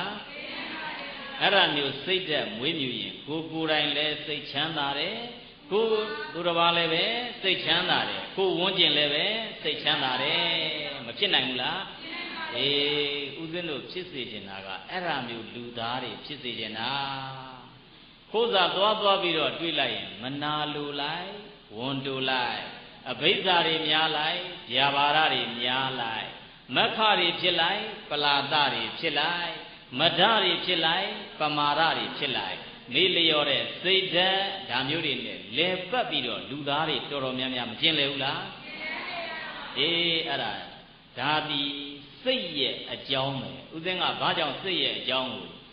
Say when Zadale, Lujoy, Ku Nanganagama Jilay, Bojaye, Sikjanya, the Ascent Mienzome, Bodis psychology, the Ascent Mienzo, Janebada, the Yamia, psychology ascendi, out a chima, no? Rajon, Dua, Burabada, Chide, Boguma, a queen landia, Madaula, Tare, Rajon, Nebangu, Yajene, Swinle, Tualu, Mayaula, Tandarema, Chinle Bio, Yovio, Pava, Mitazujine, Nijene, Diboa Male, Mitazune, Nijene, Noboa Male, Mitazujine, Nijene, Swinle, Yovio, Pava, Nilu, Mayaula, Yare, Fate, and yet no leader, Mapsitine. He said, "Yin one to I know, Eri Bogodi, now for what? Say Chayala, Arajamu, Alondo Durozemia, Paloya Mrosuye, say so, say ye, Monto Yame, Baloamle, Ara, say so, say ye go, Monto Yame, Uzenya, Diago, Giambiro, Chongi Lion, say, ဘာကိုစိတ်လို့ခေါ်လဲအာယုံကိုသိတတ်လို့စိတ်ရဲ့သဘောတရားဒီနေ့ဘယ်နှမျိုးပြောထားလဲ၃မျိုးပြောထားတယ်စိတ်သည်နှိမ်နှင်းဖို့ရာခက်ခဲတယ်စိတ်သည်လင်းမြန်သောဖြစ်ခြင်းချုပ်ခြင်းရှိတယ်စိတ်သည်သူကြိုက်တဲ့အာယုန်တွေဘက်မှာကြတတ်တဲ့သဘောရှိတယ်အဲ့ဒါမူရင်းစိတ်ရဲ့သဘာဝအဲ့ဒီစိတ်ကိုညှဉ်းနွမ်းအောင်လုပ်တာကကြတော့လူကလုပ်ပေးတာလူကလုပ်တာလေလူကနေလုပ်ပေးတာညှဉ်းနွမ်းခြင်းရဲ့အကြောင်းဘယ်နှမျိုးလဲ18မျိုးရှိတယ်ဟုတ်လားဘာတွေလဲပြောရင်အဘိဇ္ဇာဝိသမလောဘယာပါဒာဘောဓာဥပနာဟာမက္ခပလာတာမာယာတာထေယအိဒ္ဓာမစ္စရိယသံဘာအာရံဘမဒ္ဒပမာဒာတဲ့မှတ်မိလားအဲ့ဒါမှတ်မိရင်တရားရဲ့အနှစ်သာရတကယ်ရပါဟုတ်လားနော်နောက်တစ်မျိုးကြည့်ရင်စိတ်အညစ်အကြေးကိုတားဆီးနည်းကြတော့ဘယ်နှမျိုးတယ်လဲပထမတစ်ဆင့်ဘာနဲ့တားမလဲအာယုံပြောင်းပြီးတော့တားအဲ့ဒီလိုမှမရရင်ဘာနဲ့တားမလဲဖြစ်ပေါ်လာနိုင်တဲ့အပြစ်ကိုဆင်ញင်ကြည့်ပြီးတော့တားအဲ့ဒီလိုမှတားမရရင်ဘာနဲ့တားမလဲဘယုမဆိုင်ဖဲနဲ့ဥပေက္ခာပြုတ်ထားလိုက်လို့မရဘူးလားရတယ်အဲ့ဒီလိုမှတားမရရင်ဘာနဲ့တားဖြစ်ပေါ်လာခြင်းရဲ့အကြောင်းရင်းကိုဆင်ញင်ကြည့်ပြီးတော့ဒါအဲ့ဒီလိုမှမရရင်ဘာနဲ့တားမလဲဒါပဲနော်ကောင်းတဲ့စိတ်ကိုမကောင်းတဲ့စိတ်ကိုကောင်းတဲ့စိတ်နဲ့အနိုင်ယူရမယ်တနည်းအားဖြင့်ပြောရင်မကောင်းတာဖြစ်နေကောင်းတဲ့ဘက်ကိုလှုပ်ချလိုက်ဟုတ်လားနော်အဲကြတော့စိတ်တဲ့အစစ်မြင့်မြင့်နဲ့လောကကြီးမှာပျော်ပျော်ရွှင်ရွှင်နဲ့အသက်ရှင်နေရင်တော့စိတ်ဓာတ်မြင့်အောင်ဘယ်နှနည်းနဲ့နေရမလဲ၄နည်းနဲ့ဘာနဲ့နေမလဲမေတ္တာနဲ့နေနံပါတ်2ကရုဏာစိတ်ဓာတ်နဲ့နေနံပါတ်3ကနံပါတ်4ကတနည်းအားဖြင့်ပြောရင်တော့မေတ္တာစိတ်ဓာတ်သနာကျင်နာတတ်တဲ့စိတ်ဓာတ်ဝမ်းမြောက်တတ်တဲ့စိတ်ဓာတ်နောက်တစ်ခုကအခြေမုန်းကင်းတဲ့စိတ်ဓာတ်နဲ့အလုံးကနေကြရင်အလုံးသောပုဂ္ဂိုလ်များရဲ့စိတ်တဏ္ဍာမှာအညစ်အကြေးကတ်နိုင်သေးလားမကတ်နိုင်တော့ဘူးအဲဒါကြောင့်ဒီနေ့ကြွားလာကြတဲ့အလုံးသောသူတော်စင်ပရိသတ်အပေါင်းသူတော်ကောင်းတို့သည်စိတ်ဓာတ်ရဲ့အညစ်အကြေးများကိုမောင်းထုတ်နိုင်တဲ့သူတော်စင်များဖြစ်ကြကုန်ပြီလျင်တပည့်တော်တို့သည်ဘုရားရှင်ကိုရောမြတ်သာသနာတော်ရဲ့အနှစ်သာရဖြစ်တဲ့ဒါနသီလဘာဝနာစတဲ့ကိစ္စတို့ကိုတနေ့တခြားကြိုးစားအားထုတ်နိုင်ပြီး၍ဟောဘဝတို့တို့နှင့်မဉ္ဇဉ်ဘုံဉဏ်နိဗ္ဗာန်တရားတော်မြတ်ကိုရလွယ်ရောက်လွယ်မျက်မှောက်ပြုလွယ်နိုင်ကြပါစေကုန်သောဟု၍ပေါင်းစုကတောင်းစုပတ္ထနာပြုလိုက်ကြကုန်ရသတည်း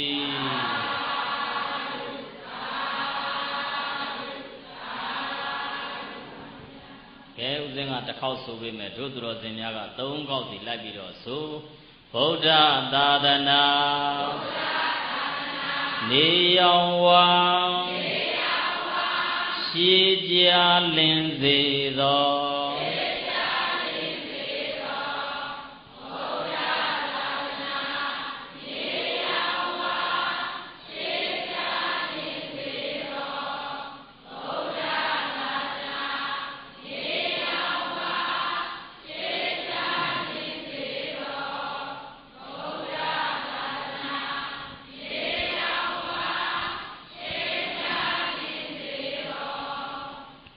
သင်္သိဓမ္မေမဟာပုံညံဓမ္မဒေသနာသင်ညိတံဒေနသဗ္ဗေဒုက္ခယံဒုဇနာအိဋ္ဌသမင်္ဂိနောမေမယဒေသကဖြစ်သောတရားဟောဆရာငါတိဓမ္မဒေသနာသင်ညိတံတရားတော်နှင့်ဆက်ရှင်သောယမပုံညံအကျဉ်ဓမ္မဒါနတရားအလူကိုပေးလူရခြင်းတည်ဟုသောပုံညကရိယာကုသိုလ်ထုကိုသင်္စီတံတရားလူလာအမျိုးကောင်းသာမျိုးကောင်းသမီးအပေါင်းသူတော်ကောင်းတို့နှင့်စုပေါင်း၍ဖြည့်ဆည်းပူလိုက်ရပါပေပြီတ ဒုံမေပိတရားချစ်ခင်စိတ်ကောင်းဝင်ကြကုန်သောသင်သူတော်စင်ပရိသတ်အပေါင်းသူတော်ကောင်းတို့သည်လည်းပဲယမ္မာဘုံဉံအကျဉ်ဓမ္မတဝနာတရားတော်ကိုကြားနာရခြင်းတည်းဟူသောပုံညကရိယာကုသိုလ်ထုကိုသင်္စီတံကောင်းစွာမသွေဖြည့်စည်းပူလိုက်ရပါပေပြီဒေနာထိုသောစိဘုဓမ္မဒါနာဓမ္မတဝနာပုံညကရိယာကုသိုလ်ထုကြောင့်သဗ္ဗေလူအယယနအဖျားဗျာယမမကျွင်ခပင်ဥတုံအလုံးစုံကုန်သောတတ္တသူငါကသတတ္တဝါမန္တမြအနန္တတို့သည်ဣဋ္ဌသမင်္ဂိနောမိမိတို့လိုလားတောင်းတကြတဲ့ဣဋ္ဌမင်္ဂလာဖြာဖြာတို့နှင့်ပြည့်စုံကြကုန်သည်ဖြစ်၍ဒုက္ခယံသူယနေ့ကသနိဗ္ဗာန်ရသည်ဘဝတိုင်အောင်ဉာဏ်ဉာဏ်မာချမ်းသာသာရှိတော်မူနိုင်ကြပါစေကုန်သတည်း